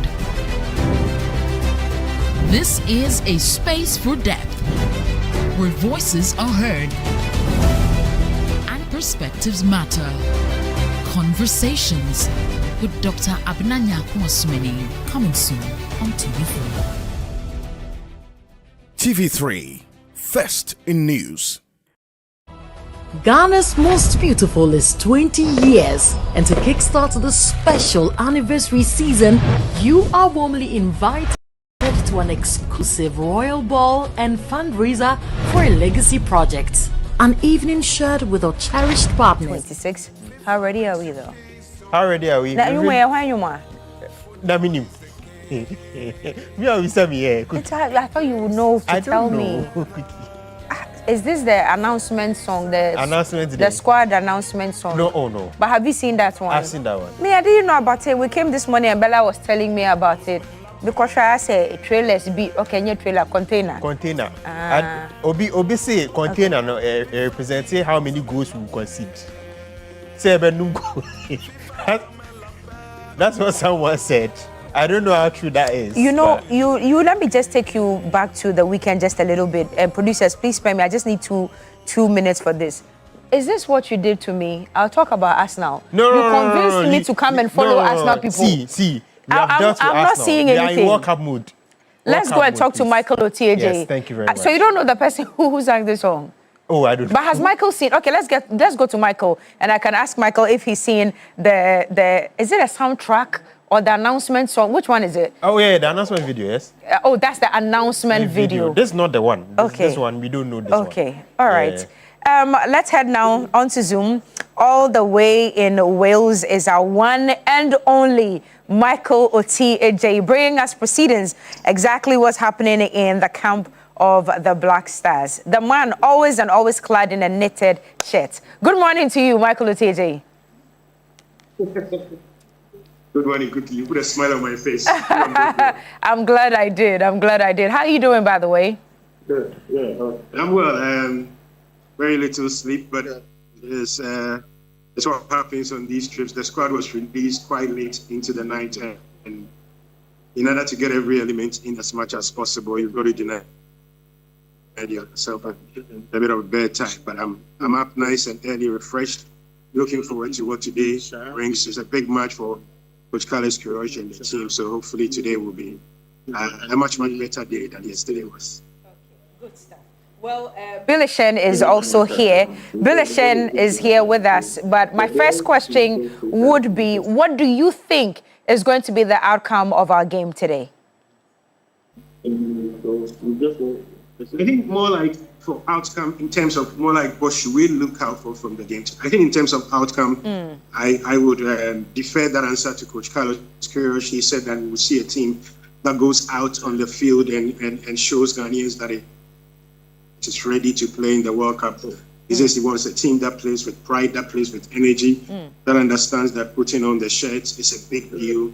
So I think that would be more like it. I think in many ways for pre-tournament friendlies, it's not necessarily whether you won or you lost, it's whether you've shown a capacity to go out there, play together as a cohesive unit. Also remember that this is a coach who's not been in charge of the team for long. Effectively, he's calmed a group of players here at the Celtic Manor Hotel in Newport, Wales, and he's put them together. They've had 2 training sessions a day pretty much for the period. They've had gym sessions. They've been intense. They've tried to have off days. They've been smiling around. They've been isolated from the rest of the hotel, which is like this massive golf resort with different people coming in and doing everything they want. But the Black Stars have really isolated themselves on a part of the hotel. And he hopes that that intensity that he's run all of them through will reflect in the way the team plays. So the short answer to that is the outcome of today's game should be a bit more reassurance to the Ghanaian football fan, to the Ghanaian public that this team, one, understands each other, two, that Coach Carlos Queiroz is getting messages onto the players, and maybe three, that he stopped the rot of those games. Because remember that since qualifying for that World Cup against Mali in Accra all the way back in September 2025, the Black Stars, or it was October, I'm not particularly sure, but the Black Stars since then have lost to Japan, they've lost to South Korea all on the road, they lost 5-1 to Austria, they lost 2-1 to Germany. and then they lost, I think it was 3-1 to Mexico. 5 games, no win. 5 games that 4 of those games meant the end of the road for Ochoado. It meant the incoming of Queiroz. Queiroz was not in Mexico, so this is technically his first game in charge of the side. And I think a lot of us will be watching to see whether he's able to, one, stop the rot, make the team defensively sounder, and make this look like a team we have every right to believe in, rather than a team we live in fear of. Right, Michael, I believe you've been in camp for more than 24 hours. What have you seen in terms of preparations for the game against Wales and also for the World Cup itself? Okay, sorry, I keep leaning forward because I literally need to strain to hear. Look, I think what I've seen is just a group of players very determined to get onto the pitch and do what they have to do. Last night I spoke to one of the big name players of the record. We said, are you going to do it? He said, yes, I'm very confident. I've had informal chats with players who think that the new coach has brought enough energy, enough verve, good spirit, that he knows what he's about. These vibes you pick off in your informal comments. They will not be allowed to do regular one-on-one interviews and the rest. But I get a sense that the players are happy with the coach. Sometimes it happens because he's new, his intense ways is new to them. They will kind of do a comparison of it and get a sense of what is happening. But I've seen a group of players who really want to go out there, go to the World Cup, enjoy it. And you would struggle to find anybody who will say, I'm going to the World Cup and I'm not excited about it. For 15 of the players who have been named in that side, this World Cup will be their first. For the likes of Kamaldeen Sulemana, Fatawu Siaku, Antoine Semenyo, Thomas Partey, Gideon Mensah, Lawrence Atizigi, Ali Bissedu, and this will be the second World Cup. Wherever you fall in that scale, it's massive. For a first timer, you want to go there, enjoy it, have as much fun as possible, and hope that this becomes the career lift-off that you've desperately been waiting for. If this is your second time, like Antoine Semenyo, you're hoping to go there and prove to everybody that you are just not the guy who is good at club level. You are the guy who can carry the rest of the team. That you can be the Stephen Appiah of this team, the Kudus of this team, the Michael Essien of this team. So wherever you fall in the category, the broad categorization of which players are going to the tournament, whether they have experience or whether they're not, each and every one of these players are really thrilled. I was in the lobby this morning. I don't think Semenyo is playing today. I don't think Wachi is playing today. I don't think Derek Lucasen is playing today. But look at the story of Lucasen. He probably would have booked this holiday. He probably would have been on his way to go and have as much fun as possible. Dutch born, he became a Ghana international recently, made his debut against Germany. And I don't think he would have thought he had a prayer of making the Black Stars. But the senior brother of Sunderland forward, Brian Robin, then gets a phone call when it becomes obvious that our defender Jiku would not play. And then Lucasen was in camp last night. Yesterday he was sitting here all smiles. In training he did just the physical. So for each one of these players, this World Cup is a unique opportunity. And I think they will be really keen, really desperate to take that. Michael, you mentioned Lucasen coming in to replace Alexander Jiku. We all know how important he's been, Jiku, with the Black Stars in the last few years. How devastating is that injury and him missing out of the squad for the World Cup? Look, I'm going to quote again. Sometimes I say you cannot quote, and then I keep saying I'm quoting in formal conversation. But I spoke to a really senior member of the team who said this. He said, it effectively means we've lost a major voice at the back, the leader at the back, the guy who sits at the back and says to everybody, go here, go there, pick up on that man, the corner kick is coming, you take your spot here, take your spot there, who is guiding the guys at the back, whether the left back, whether the right back, whether his fellow centre back, whether there's defensive midfielder in front of him, and saying, that ball, you better pump up there. Essentially, there's everybody within the team. I didn't speak to a single member of this team who was not sad about Jiku's disappearance, Jiku's inability to make the work. Now, sometimes that's just a bit tough, but you will struggle to find one bad game that Alexander Jiku has played for Ghana. He's a leader at the back, and Queiroz said in the press conference yesterday that while he's not worked with Jiku personally, he's worked with him by watching his videos, and he's paying admission such a key important figure in the team. He is a poster boy for players who change nationality, immerse themselves in a team, and do absolutely brilliant. He was looking forward to this. He had booked places at the World Cup for his family and everybody. So Ghana is not just losing a good centre back. Ghana is losing a leader. Jiku was a bit like the guy who doesn't wear the captain's armband, but who a lot of people in the team know is one of the natural leaders of this team. So it's a massive, massive, massive loss. Indeed. And what is your, I mean, you mentioned that you don't expect some particular players to play today, but what's your expected lineup for the game against Wales, which will be happening later today? I think it will be a typical friendly. In many ways, I think the team that starts will be close to the team that Feroz will be counting on. He will want to see that. Semenyo joined the team, I think it was 2 days ago, so not had enough training sessions. And in fact, this morning, I think I saw him go out for his physical training with Augustine Boachi. My inference from that is it's highly unlikely that you have players who are playing in the afternoon who do that. So I may think that it will not happen. Lucasen unlikely. But apart from Semenyo, a lot of the players who will get on today, I imagine, will be some of the key members. So it will be interesting. I don't even know who the goalkeeper will be. It will be interesting to know between Atizigi and Asari who he picks. I don't think that's an iron cast situation like it was in the past when Asari was the undisputed number one. Then the right back slot, you've got the big debate about whether it has to be Marvin Senaya, or it has to be another French-based player, Ali Seydou. Then interesting to watch what happens in the centre back. The options for Queiroz is Abdul Mumin. He's not had a lot of games, but he's recovered. He used to be such a huge talent. How much has the injury taken away from him? Then there is the option of the other players. I mentioned Lucasen, highly unlikely that he will take part in any of this. But then there is Jerome Opoku, who I think will be one of those players who could benefit immensely from the absence of the two players. And then Jonas Ajeti, whose appearances in the last two friendlies were a horror show from a personal perspective when he conceded 2 penalties. Then it will be interesting to see what happens. We've spoken about Queiroz and how maybe he's a bit too defensive. So what sort of double pivot does he play? Does he go with 2 central defensive midfielders or sticks to the Sibo Thomas Partey combination or goes with another one and plays Partey a bit up front?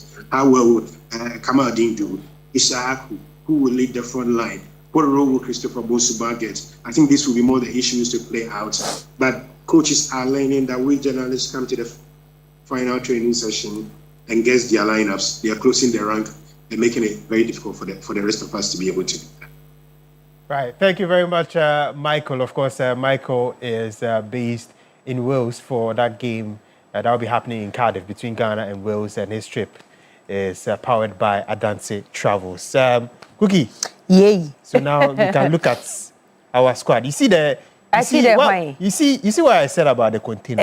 It's serious. Someone just came to comment. Do we have that video? Can we see it again? Because we played it just once this morning. But that's our announcement video, official announcement video. And we need to reintroduce it to you this morning. So guys, please look for the video so we can show it one more time. Yes. But I believe in the Black Stars. I believe that we will do well. Yeah, I believe that we will do well. Yes. So we are rallying behind them, giving them all the support. Yes. But it's very painful that Alexander Jiku is missing out. Yes. I don't know what we are going to do with that miss and that of Kudus as well. Yeah, it's a big one. I hinted Bella earlier yesterday about one player going to miss, and I didn't want to tell what player it was. And I think now she's smiling at the back because she remembers I hinted that. So, yeah, that was the player that was going to miss out because of the fitness issues. Too bad. And the missing players, there are a number of key missing players in from the World Cup squad. There's Joseph Pinto, Ransford Yeboah, Mohamed Kudus, there's Ibrahim Suleimana, Daniel Kofitre, Majid Ashimeru, Derek Cohn, who has released his statement supporting the Black Stars for the World Cup. So, good sports.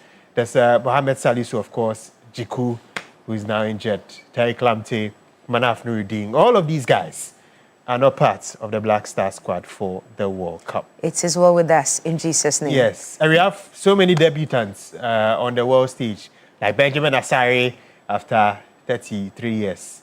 There's Derek Lucasen as well. Never give up. Give up and see. Yeah. You will give up and see. Who is now 30 years or so. There's Joseph Anand. Joseph Anand, he didn't make that one. Who is 30? Benjamin Asare? Oh, 33. Okay. Lucas is 30. Okay. There's Marvin Senaya, Abdul Mumin, Jerome Opoku, Jonas Ajeti, Kojo Pompepra, Kwesi Sibo, Augustine Boachi, Caleb Yoenchi, Christopher Bonsuba, Ernest Nyama, Brandon Thomas Asante, and Prince Edu Kwamna. So many players will be making their debut. But we were trying to decode a certain question that was asked Carlos Queiroz, over the weekend when one of the sports journalists asked him that was he influenced with the squad that he has put out there. And he said we should look into his eyes and we'll get the answer. Answer he gave you bonus fee, so he's trying to tell you that, Masa, he's making his own selections. So forget everybody. He's making his own selections. We hear, no problem at all. Thank you, Bilishan, for coming this morning. There you are with the announcement video. Please watch. It's for you. Yeah, I'm playing it especially for you. Let's watch. Let's watch.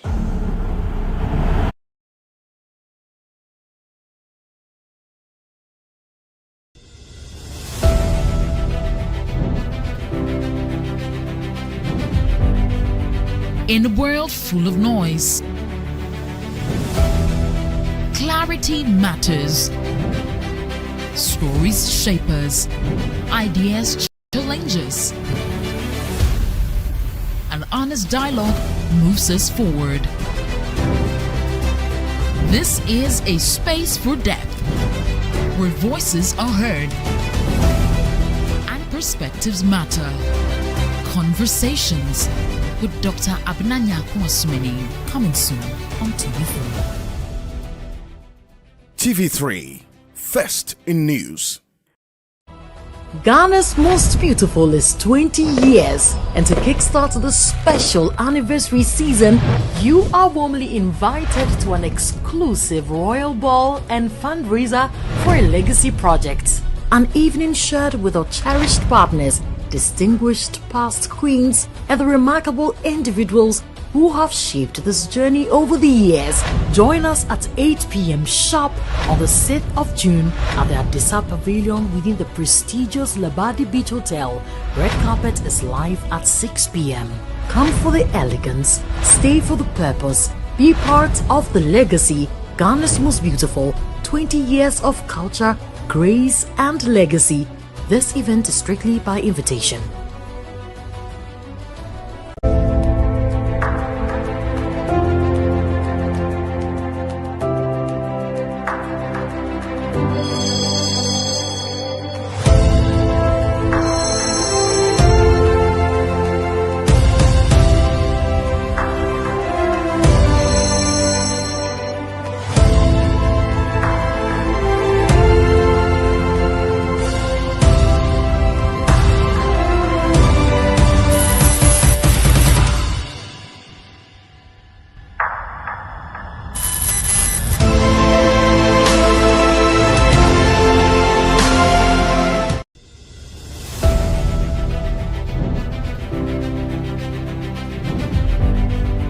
In a world full of noise,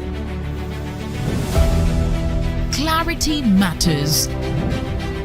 Stories shape us, ideas challenge us. An honest dialogue moves us forward. This is a space for depth, where voices are heard and perspectives matter. Conversations with Dr. Abnanya Kwasumeni, coming soon on TV3. TV3, first in news.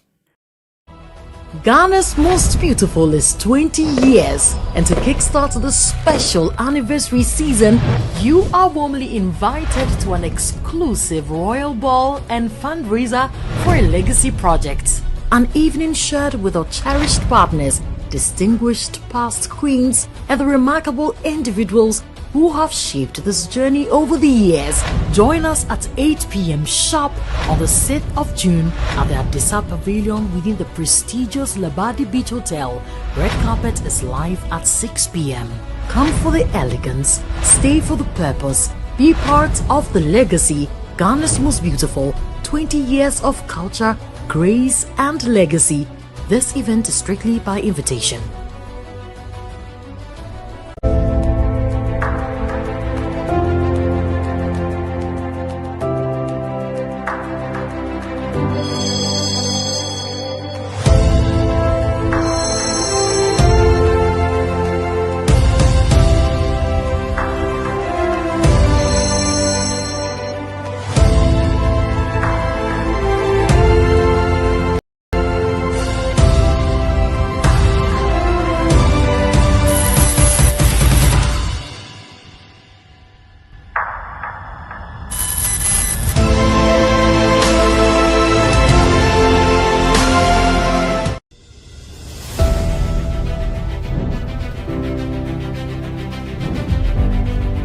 In a world full of noise,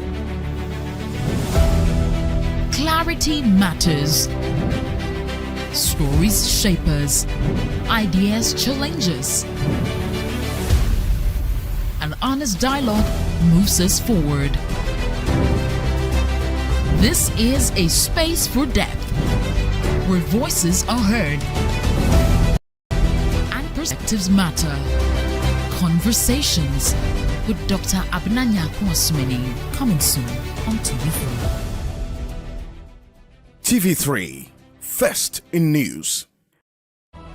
Ghana's Most Beautiful is 20 years, and to kickstart the special anniversary season, you are warmly invited to an exclusive royal ball and fundraiser for a legacy project.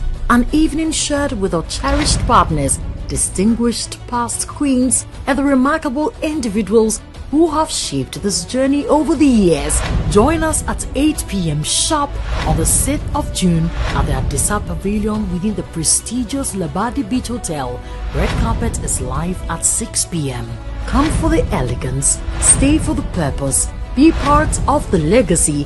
Ghana's Most Beautiful, 20 years of culture, grace and legacy. This event is strictly by invitation.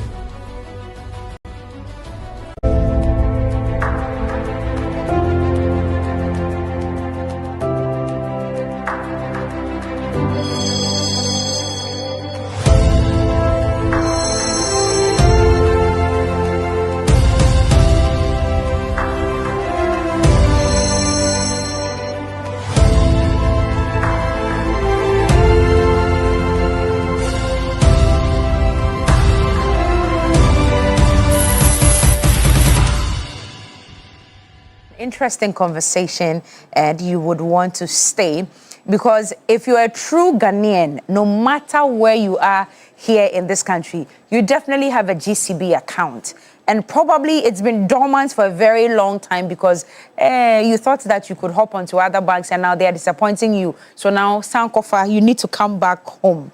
Now, in this day and age of banking, everything is changing and everything is fast-paced. If you ask me, I don't even like the long queues and the shifting cultivation. Now we ask for now we have to say, I don't like that thing in the bank at all. And that's why GCB is here with their very powerful campaign that we are about to talk and get into. Always digital, always GCB. And to champion this discussion for us this morning, David Owusu-Ansah, who is the manager, Merchant Solutions, is here in studio with William Ofori-Boedu, head digital ecosystems. Good morning, gentlemen. Good morning. You're very welcome. Thank you. I thank you in advance for the money that you brought this morning. I'm told that the bullion van is outside. The police people are guarding the bullion van, so please make sure you just discharge all of it before you go. We sent it digitally. Oh, digitally. Oh, because that's where we are going now, right? Exactly. Okay. David, I'll come to you for the very first question. This whole campaign, tell us the name of the campaign, why you're on this digital whole revolution thing going on with the GCB. Right. Thank you for having us, and good morning to all your viewers. So, Always Digital, Always GCB is a campaign designed to enable businesses to operate more efficiently, secure, and then through modern digital banking solutions.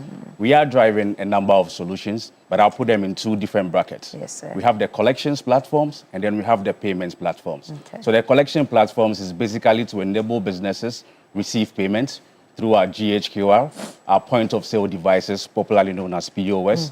We also have a unique short code that we assign to businesses to enable their customers there to make payments to them. And then we have several collection platforms to enable institutions also receive payments as well. Now, on the payment side, we have our mobile banking app. Today, as a sole proprietor, you can simply download the GCB mobile app and then seamlessly onboard with just your Ghana card to make payments to any GCB or any bank account in the country and to mobile money wallets as well. Instantly. Right. And then also with our internet banking platform, you can make bulk payments to beneficiaries, make tax payments, make your SNIT payments and all that. So through this campaign, we are basically driving awareness, education, and then training our customers. And then GCB through this campaign is reinforcing its commitment to being the trusted digital banking partner for businesses across the country. Congratulations. Thank you. Sounds very, very good. But for the normal Ghanaian, when you hear GCB, you know that over the years, you guys have just been about branch banking. You just walk to the bank and do everything. You guys hardly used to even come out to us. How did you figure out that we needed more digital solutions in this day and age? Right, so I'll take that from just where David ended. Okay. And the conversation is, we understand that customers, they are interested in only three things. They want to have their money where they want to have it, when they want to have it, and how they want to have it. Okay. And now looking at these three things, it's really on your mobile. Everything is now digital. If I'm in bed and I want to send money, I want to be able to do that. Wherever I go, once I have my digital tools in my hands, I want to be able to do that. And as a listening bank, we realize that the only way to be with the customer, to listen to what the customer is saying, is to be where the customer is. And so we are not expecting the customer to come to us.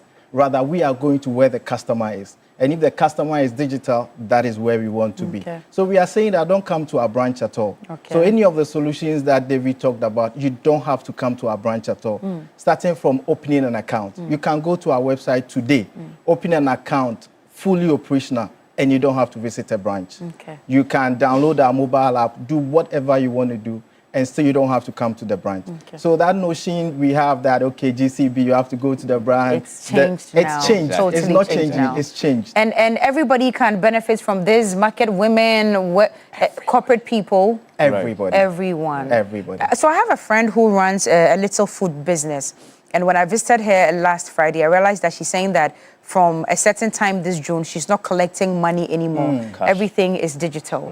And we're discussing it, and we knew how challenging that was going to be because Ghana, we do more of cash. What's GCB doing to fade out cash and then introduce these digital platforms that you're talking about? Right, so that is really why we are running this campaign, and the most important thing is the awareness.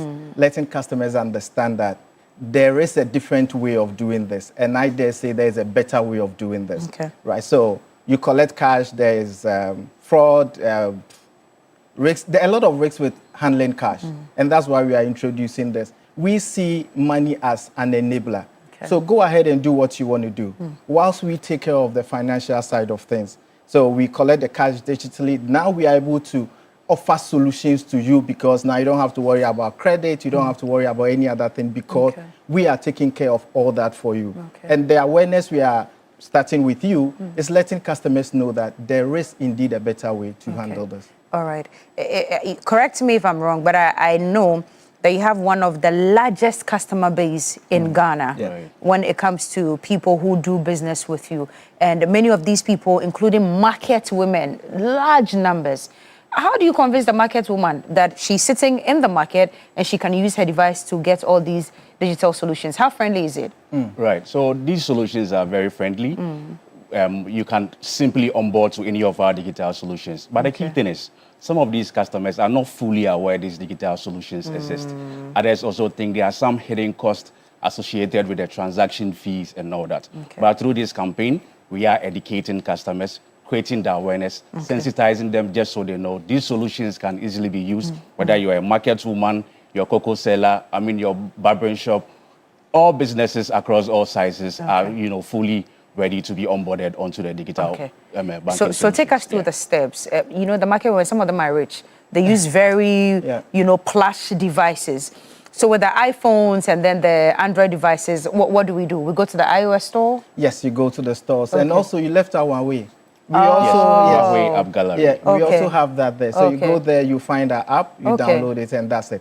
If you're a fan of the USSD, press 1, 2, 3, we also have that. So you can use that. And also we have the QRs. So you can display a QR there, somebody gets there, just scans, and then the payment is user-friendly, very easy. Very easy. Yes. Okay. Your last words before we go, William and David. Right, William. Right. So I am saying that GCB is not what you thought it is, and by your introduction, you don't have to join long queues. We are saying that whatever your needs are financially, we see money as an enabler. We are empowering you to focus on what you do, whether you're a cocoa seller, you are a salaried worker, whoever you are, just focus on what you're doing, and GCB takes care of your financial needs digitally. Fantastic. Right. Dave. The payments landscape is changing today, and as businesses, I think it's prudent you adopt these digital payments to enable you to survive, win more sales and all. So all in all, what we are saying is always digital, always GCB. GCB. Thank you. All right. David Owuswansa, he's the manager, Merchant Solutions, and William Oforiboedu, head Digital Ecosystems, GCB. Thank you for coming this morning. We'll see you again soon. Let's hit the markets. Let's go and educate the market women as to how to use all these digital solutions. Thank you for coming. All right. We'll move on to other things by taking a breather. When we come back, our top intents will be here in studio.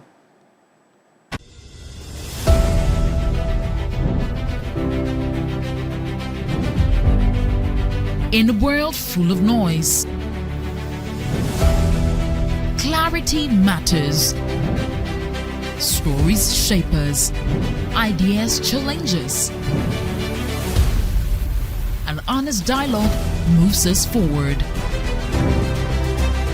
This is a space He has for me, and I'm praying to the Almighty God that He sees me through. What I'm bringing on top in 10, I'm bringing fun, excitement, competitiveness, resilience, hard work, and all that there is to make this competition and to make this journey a very lively and exciting one.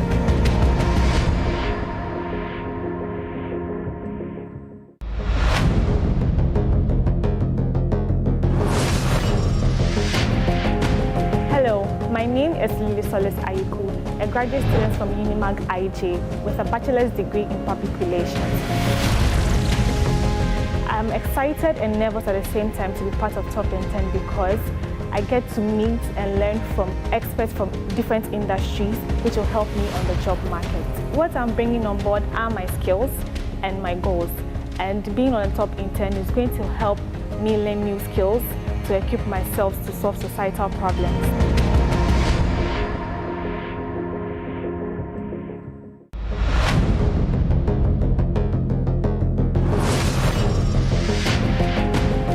Hello everyone, I am Stephen Atitakite. I hold a bachelor's degree in rehabilitation and disability studies from the University of Education, Winneba. Over the past few years, I've been actively involved in creating a platform to solve the unemployment issues in Ghana, which is the Tema Job Center. It's a platform designed to create meaningful employment, professional growth, and sustainable livelihood for youth in Tema. I hope to use this platform to increase the visibility of the Tema Job Center to create more jobs to reach thousands of people across Ghana and beyond. And I believe the Top in 10 will grant me the visibility I need to expand.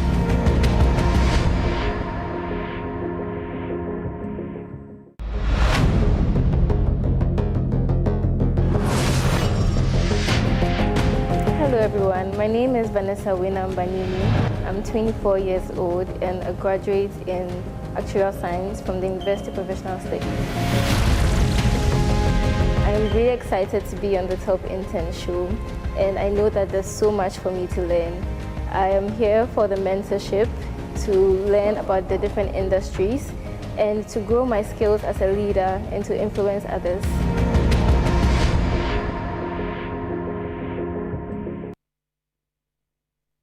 It's the third season of Top in 10, and Media General TV3 is looking for the next mover and shaker of the business world. We are producing business moguls here, and we want you to be a part of it. This morning, 4 of them have joined us in studio to tell us exactly what their vision board is and why they are here, why they think that one of them will emerge Top in 10. Ladies and gentlemen, good morning. It's great to see you. Who do I start with? I think you should do the introduction yourselves, okay? So who are you again, honey? Okay, so I am Lily Solis Ayiku. Okay. I am an expert in communications, specifically public relations and marketing. Yes, ma'am. So if you're a business or you're a startup and you want to learn how to gain visibility and gain money. You are the woman. Yes, I am. You are the money woman. Yeah. I should come to you. Visibility and money woman. Yes. Fantastic. Okay. Yes, sweetheart. My name is Heavens Thatcher Echamfepra. Okay. I'm also doing my national service at the Venture Capital Trust Fund as a venture capital and private equity ecosystem developer, and also an investment analyst trainee under the Venture Capital Analyst Program. Wow. Fantastic. We've got a good crop of people this year. And then? Hi, I'm Vanessa Winambanini. Okay. I'm an actuarial assistant, currently doing my service with Enterprise Life. I'm also a STEM educator and a robotics trainer. I teach children robotics and STEM and prepare them for the world that we're moving into, the technology, and teach them problem-solving skills as well. Yes. And then the only gentleman this morning. What's your name, honey? Hi, Cookie. I'm Steven Takite, and I'm the team lead and executive director for Tema Job Center. It's a platform designed to create meaningful employment for youth across Ghana. So we are trying to bridge the unemployment gap by ensuring that we can connect qualified job seekers to verified employers. So that's what I've been actively involved in over the past 2 years. Then the first question I would love to ask you this morning, you know, we keep complaining in this country that there are no jobs. Are there jobs in Ghana? Exactly. Thank you so much for the question. There are a lot of jobs in Ghana. I think since I began this Tema Job Center, what we've been doing is that we've been sourcing job seekers for employers. I think that unemployment in Ghana is not a talent problem. Neither is it a skill problem, because we have many talents we are churning out from universities and all that. However, the challenge is that many employers are unable to source out job seekers. They don't know who and who is employing. So that is what the Job Center hopes to achieve. We are seeking to connect job seekers to employers in a sense that we would want to have a unified platform where if, Cookie, you're looking for a PA, you don't need to post that I'm looking for a PA on social media. If you get that digital application, you log on to the application, you can see a pool of talents there. So with that, any company who is looking for job seekers will not have to struggle again. So instead of going to post or going to buy airtime on TV to go and announce, just get the application, go on the employer profile, just type the job preference you're looking out for, and then you get many talents who are there. So I think unemployment in Ghana, to bridge that gap, we would have to have a unified platform that can directly connect job seekers to employers, and that is what over the past 2 years I've been actively involved in. So I'm looking at trying to get a digital application. So with the application, job seekers can log on their details there. Employers can do vice versa. Then we can connect the two of them. That is what I'm looking at doing. So are you in the process of building this app already? Exactly. Thank you so much for the question. I think last 2 months I won a grant of $1,200. So to actually put the back end and get the application working, we are looking at getting $3,000. That counts to the cost of the hosting and all that. So when we get the application, it can help us know who and who is employing. So we can go to the government sector, we can go to the blue collar. So you see, in Ghana, the SMEs employ the most. The small and medium enterprises, they employ over 80% of Ghana's workforce. So if we are able to ensure that we can get all of them on a unified platform, that can help create more jobs. You are in the right place. Thank you so much. Welcome, and thank you for participating in Top in 10 Season 3. I see a bright future ahead of you. Ms. Manini, I see the same for you, but we don't know what your field is. He's into jobs, employment for young people. What are you into, honey? I am into the actuarial space. So in short form, actuarial science analyzes risk and puts a price on it. So whether it's a new business you're entering, whether it's an outbreak of diseases and you want to analyze the risk, see the possibility of spread across regions, countries, actuarial science can do that for you. If you're already an existing business, you want to enter into a new market, we can look at the demography of the market, we can look at the behavior of the people, past businesses like yours that have sprung up and died, what happened, and then use that information to give you financial feedback on how you can structure your business and either grow it, or if you feel like the risk is too much, we ask you, do you want to go back? We can find another space for you that is more profitable and then push your business into that space. So let's just say Ebola, which is of a threat to us right now. In your space, how would you target the spread and the containing Ebola? We would look at past trends. A few years back when Ebola first spread, because it was a fairly new virus that no one had heard of, trying to get people to follow procedures, to follow structures was very difficult. Now we have learned from that, and although there's really no cure at the moment, we know how Ebola spreads. We can contain it now. We can easily set up centers and everything, and just contain the spread of the virus. We actuarial science can tell you that this area is heavily populated. Okay. Let's focus more healthcare services here because people are likely to engage with each other more. We can say that for churches and taxis and public transportations, these are the places that people are likely to contract the virus. Yeah. What can we do to limit that? Actuarial science can give you feedback on how to analyze it, how much money to spend on each region. Maybe in Accra, for example, Accra is heavily populated, so it makes sense that you would spend more resources here trying to contain everything. And even outside Ghana, if maybe the virus is spreading to the neighboring countries, Togo, Cote d'Ivoire, we can now, sit down and think that at this rate, it's going to get into Ghana. Right. Let's start putting measures in place before people start moving in and out and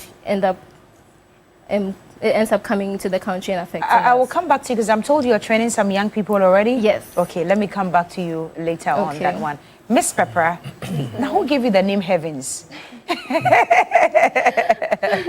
Well, when I read your profile, I realized that your vision board blends finance and fashion. Is that correct? Yes. And then there's something about venture capital and private equity ecosystem. You're a developer. Yes. What is the meaning of that? It's a lot of English. What does that mean? Okay, so when you say venture capital, private equity, right?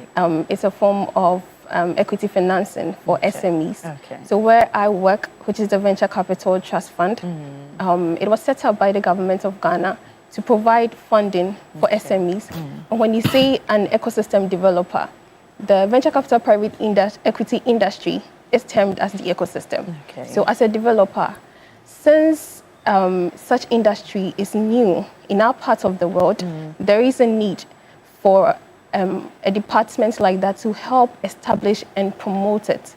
So when you come to this space specifically, you realize that there aren't much knowledge, there aren't much information, and there are less people also in the industry. So what my department does is to organize activities or support and promote activities or events that would promote the industry, that would bring more people into the industry. Investors, stakeholders, angel investors, and all that. And I'm glad Stephen kept on saying SMEs and unemployment. This is one of the issues that the trust fund has been set to tackle. So me being in that space, it gives me the opportunity to be at the forefront of this fight to help make impactful investments, which in the long run will create employment, will help jobs direct and indirect. Already, venture capital has already done a lot in the industry, but not a lot of people know about that, and not a lot of people hear about that. Because of the complexity of the industry, there is a need for clear communication so that when people are seeking for such kind of funding, they know exactly what to do, where to go, and what procedure to take. So I'm happy to be in this space because it gives me a lot to work with, and making an impact in Ghana is a good deal, a big deal for me. Welcome aboard season 3 of Top in 10. Miss Ayiku, so I'm told you are incoming CEO. Of what company exactly? Have you registered your company already? Oh, not yet. Okay. I'm into the lifestyle. I want to take my communication skills into the lifestyle industry because I feel there is a gap in corporate lifestyle. There are a lot of lifestyle institutes in the country, but it's mostly sales. So they have products that they sell, but it's not strategic. So there's no strategic planning to the lifestyle. And lifestyle is a gold mine in Africa. It's something that we can sell to take us far, to take the continent far. But there's no strategic planning to it. So you can see that on Snapchat, a lot of businesses sell clothes, makeup, shoes, but they just do sales. So I am trying to bridge that gap by bringing in the communication parts, marketing. So that's what my business is about. Yeah, so explain it to her. When you say strategic part, what do you mean, or communication? Because these people, they are holding their phones and they're saying, come and buy 2 CDs, or they're holding the skirt and the top and they're saying, it's 1 Ghana CD. If you buy 10, I'll reduce it for you. Isn't that communication enough? Yes, but it doesn't give longevity in the industry. Okay, so what gives longevity? Yeah, so planning in the sense that you understand your target audience, you understand what they don't like and what they like. Sometimes we make customers feel like money machines that we take money from, but in my industry, we make them feel like they are part of the business. So this is what the Ghanaian lifestyle industry lacks. So I am bringing in I'm bringing in the marketing planning and the public relations, where you go beyond sales and treat customers like your own. Have you started already? Yes, I've started. So I have my business profile. I'm setting it up. It's 80% done. Okay. Then when I'm done, I'll start freelancing before I move into the business. I'm sure the money that you would win from Top in 10 would also help you complete that. That's all. I see. Ms. Manini, I was coming to you. So I'm told you're training young people already? Yes. Tell us about that. I have a club called Robo Club. It's a center that I have. Robo Club? Robo Club, Okay. yes. We teach children from ages 4 to 16. Well, the 16 are not exactly children, but we teach them how to build smart systems, how to build robotics, mostly smart systems. And we realized that, and also AI, we realized that the world we're moving in is trending towards AI and technology. And I had the privilege of, when I was little, I went to Alpha Beta. And I had the opportunity to be pushed into robotics and everything. And it opened doors for me. It taught me it taught me to be very analytical, to solve problems, complex problems that there are really no solutions around. And I decided that, let me also teach kids. So we've gone through 3 cohorts already. The kids have built a lot of things. They built smart boxes, they built dustbins. And throughout the entire I started 4 years ago, and I've taught around 150 students. Already? Yes. 4 years ago? Yes. How old are you, by the way? I'm 24. And you started 4 years ago, so it means you started when you were 20. Yes. All because of the kind of education you got around it from Alpha Beta and all the other institutions that you attended. Yes. Wow. It's good to have brainy humans like you here for the 3rd season of Top in 10. But let's talk about the competition proper. What's going on? How are you guys feeling? How long has it been? 1st week, 2nd week? Yes, we're moving into our 3rd week. Oh, you're moving into your 3rd week. Do you want to go home or you want to stay? I'll stay. Miss, you could tell me. How has it been? Overwhelming, eh? Bella has been drilling you people. Oh no, she has actually created a very friendly ambience for us. But it's been overwhelming because it's something that is challenging. They test your skills. So it's definitely, but we are up for the competition. You're up for it, right? I mean, you are here, so you better go hard. Yes, sweetheart. Miss Papa, how's it been for you 3 weeks into it? Yeah, very nerve-wracking. The way you even sighed. Okay. But exciting at the same time. Yes, and to get the opportunity to meet Bella, I mean, it's everything. Yeah. And you should take an autograph before you go. Oh, yes. We took a picture the last time. You did? To get one here too. Okay. You want to take another one today? Yes. She's Every listening. time I see, I want to take She will start charging you for taking the pictures. All right. Miss Manini, tell us, how has it been for you as well? I think I've been nervous the whole time. Nervous? Why? I haven't been on a platform like this, and also meeting all of these brilliant people from different industries, you just realize that there's so much to learn. Right. Even me, this one, I'm like, hey, Miss Uncle School, and because Charlie, hey, the things in your head, wow. Yeah. So you must be happy to be here. Even if you don't emerge Top in 10, there's so much that you can take away with you. Yes. All right, youth employer, talk to me. What impact has this made on you in the last 3 weeks? Thank you so much. Thank you. I think the leverage is what I always look at. I think since I participated, there are many individuals who are relying on me. I have over 100,000 followers across my social media platform. And many young people keep believing in me. They believe that as I am participating in this program, I can be able to get what I've promised them, a digital app. So basically, this competition is something that this is my 2nd time actually. Right. Oh, you've been here before? Exactly. I participated in the maiden edition. Oh, and you didn't make it? Exactly. I made it, but I was evicted along the line. Okay. And you're back here again? Exactly. But this time around, no going home? No going home. I believe that this 2nd time is actually for unfinished business. Okay. I believe the first moment prepared me for this one. Okay. So as I'm here, I'd want to learn from my colleagues. Right. I'd want to grow in what I've studied over the past years. Okay. And eventually, I'd want to win and then implement what I've always had in mind to be able to bridge the unemployment gap in Ghana and beyond. Thank you. God bless all of you. God bless your wishes. And I pray that the best man or the best woman will win. How many are you in total for this? 12. So it's 4 of you today. So we've got 8 more. Okay, all the best. It's been great having this discussion with you. I look forward to more. I'll be paying you visits, maybe on set or something. You are, my producer says, how you tell you that you are solid. You know how they say it in Chimuye Pabanepa. It's good to have you guys. Thank you very much for your time. All the best. And then we'll see you again very soon. Well, let's have a little time to celebrate the special people who've got their birthdays today. Let's get into it. If it's your birthday, happy birthday to all of you. We're starting with Mr. Kwame Okreku Edu in Suhum. You are 80. Grandpa, happy birthday to you. And Antoinette Sewa Buakon, happy birthday as well. Let's move on and also celebrate Kotoka Courage. Oh, Courage Kotoka, this is you, huh? All right, happy birthday to you. Okay, Portia Edu, God bless you so much. Lance Bombardier, forgive me. Ochidua Ebenezer of 66 Artillery Regiment, happy birthday to you, Bombardier. Okay, Victoria Ej of Mampon Equiapim, happy birthday, Vicky. Rosemond Kekeli Duse, happy birthday. WO2 Spencer Ni Tibu, happy birthday to you as well. Senior Inspector Elizabeth Na Adukwe Alote of GIS Legon Office. God bless you. Have a happy birthday.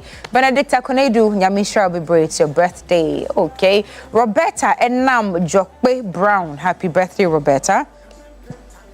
Let's move on to celebrate Aseda Ej Enchiwa and Inkunim Ej Kwache Mensa. Happy birthday to all of you. Okay. Christine Esi Agbi of Georgia. Grandma, happy birthday to you. All right. Joyce Ej Mensa, God bless your new age with good health. It's from your sister Hima Patasi in Kumasi. All right. Mrs. Elsie Owari Akom, Domestic Settlement Group Head. Happy birthday to you, ma'am. Have a gorgeous, gorgeous birthday. Caroline Kujau, happy birthday to you. Okay. Priscilla, may the good Lord bless you and keep you. Amen to that prayer. Okay. Marian Akosia Jabara, happy birthdays from Mark Benz. Oh, yeah, I think I remember Marian. Yeah, she was a producer here. And then Dorothy Tete, wishing you all the great things life has to offer. Happy birthday. Yes, I know she's part of the Cookie Tea WhatsApp group. Happy birthday to you, Dottie. Okay, Agnes Nunu, have a wonderful day from Mr. Norte. All right. Kwame Johnson, God richly bless you. We love you, Daddy. Happy birthdays from the Johnson family. Big Sam, it's your birthday as well. It's from Kwame Wanzam, APL. Tobias, happy birthday to you. Benjamin, wishing you loads of joy. Happy birthday. Is that it? Is that it for the day?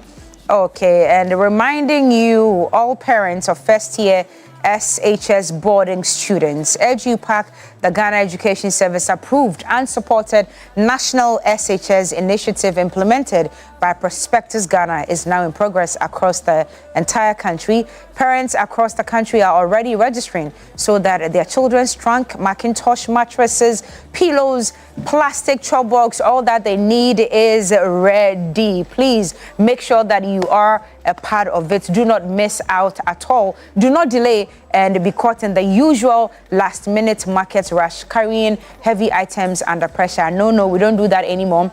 With EduPack, your child does not need to travel to school with these 4 essential items. You just register by dialing *713*821#, or you visit any ADB branch, or you go to www.edupackgh.com. You make your payment, you keep your receipt, you present it on opening day, and you collect all your EduPack items. All right. Your EduPack registration follows you to any school at all that you're placed in. Avoid the stress, avoid the rush, prepare with confidence, all at an affordable price. EduPack approved and supported by the GES. For more information, these are the numbers to call: 05070000933, or you can also call 0302955550. Bella, You've got some brainy contestants for top in 10 this year. I know. Listening to them alone, I want to do my master's, I want to do my PhD, I want to do all of that. And very brilliant. They're all also involved in some extracurricular activities and businesses. Yeah. I'm so inspired. Yeah. So we wish them the best. 5:30 p.m. on Sundays. Okay. That's when you get to watch the top in 10 on TV3 Newday. Okay, we'll look forward to it. 5:30. 5:30. Alrighty. Thank you for joining us today. Enjoy the rest of our programming. We'll see you tomorrow at 6.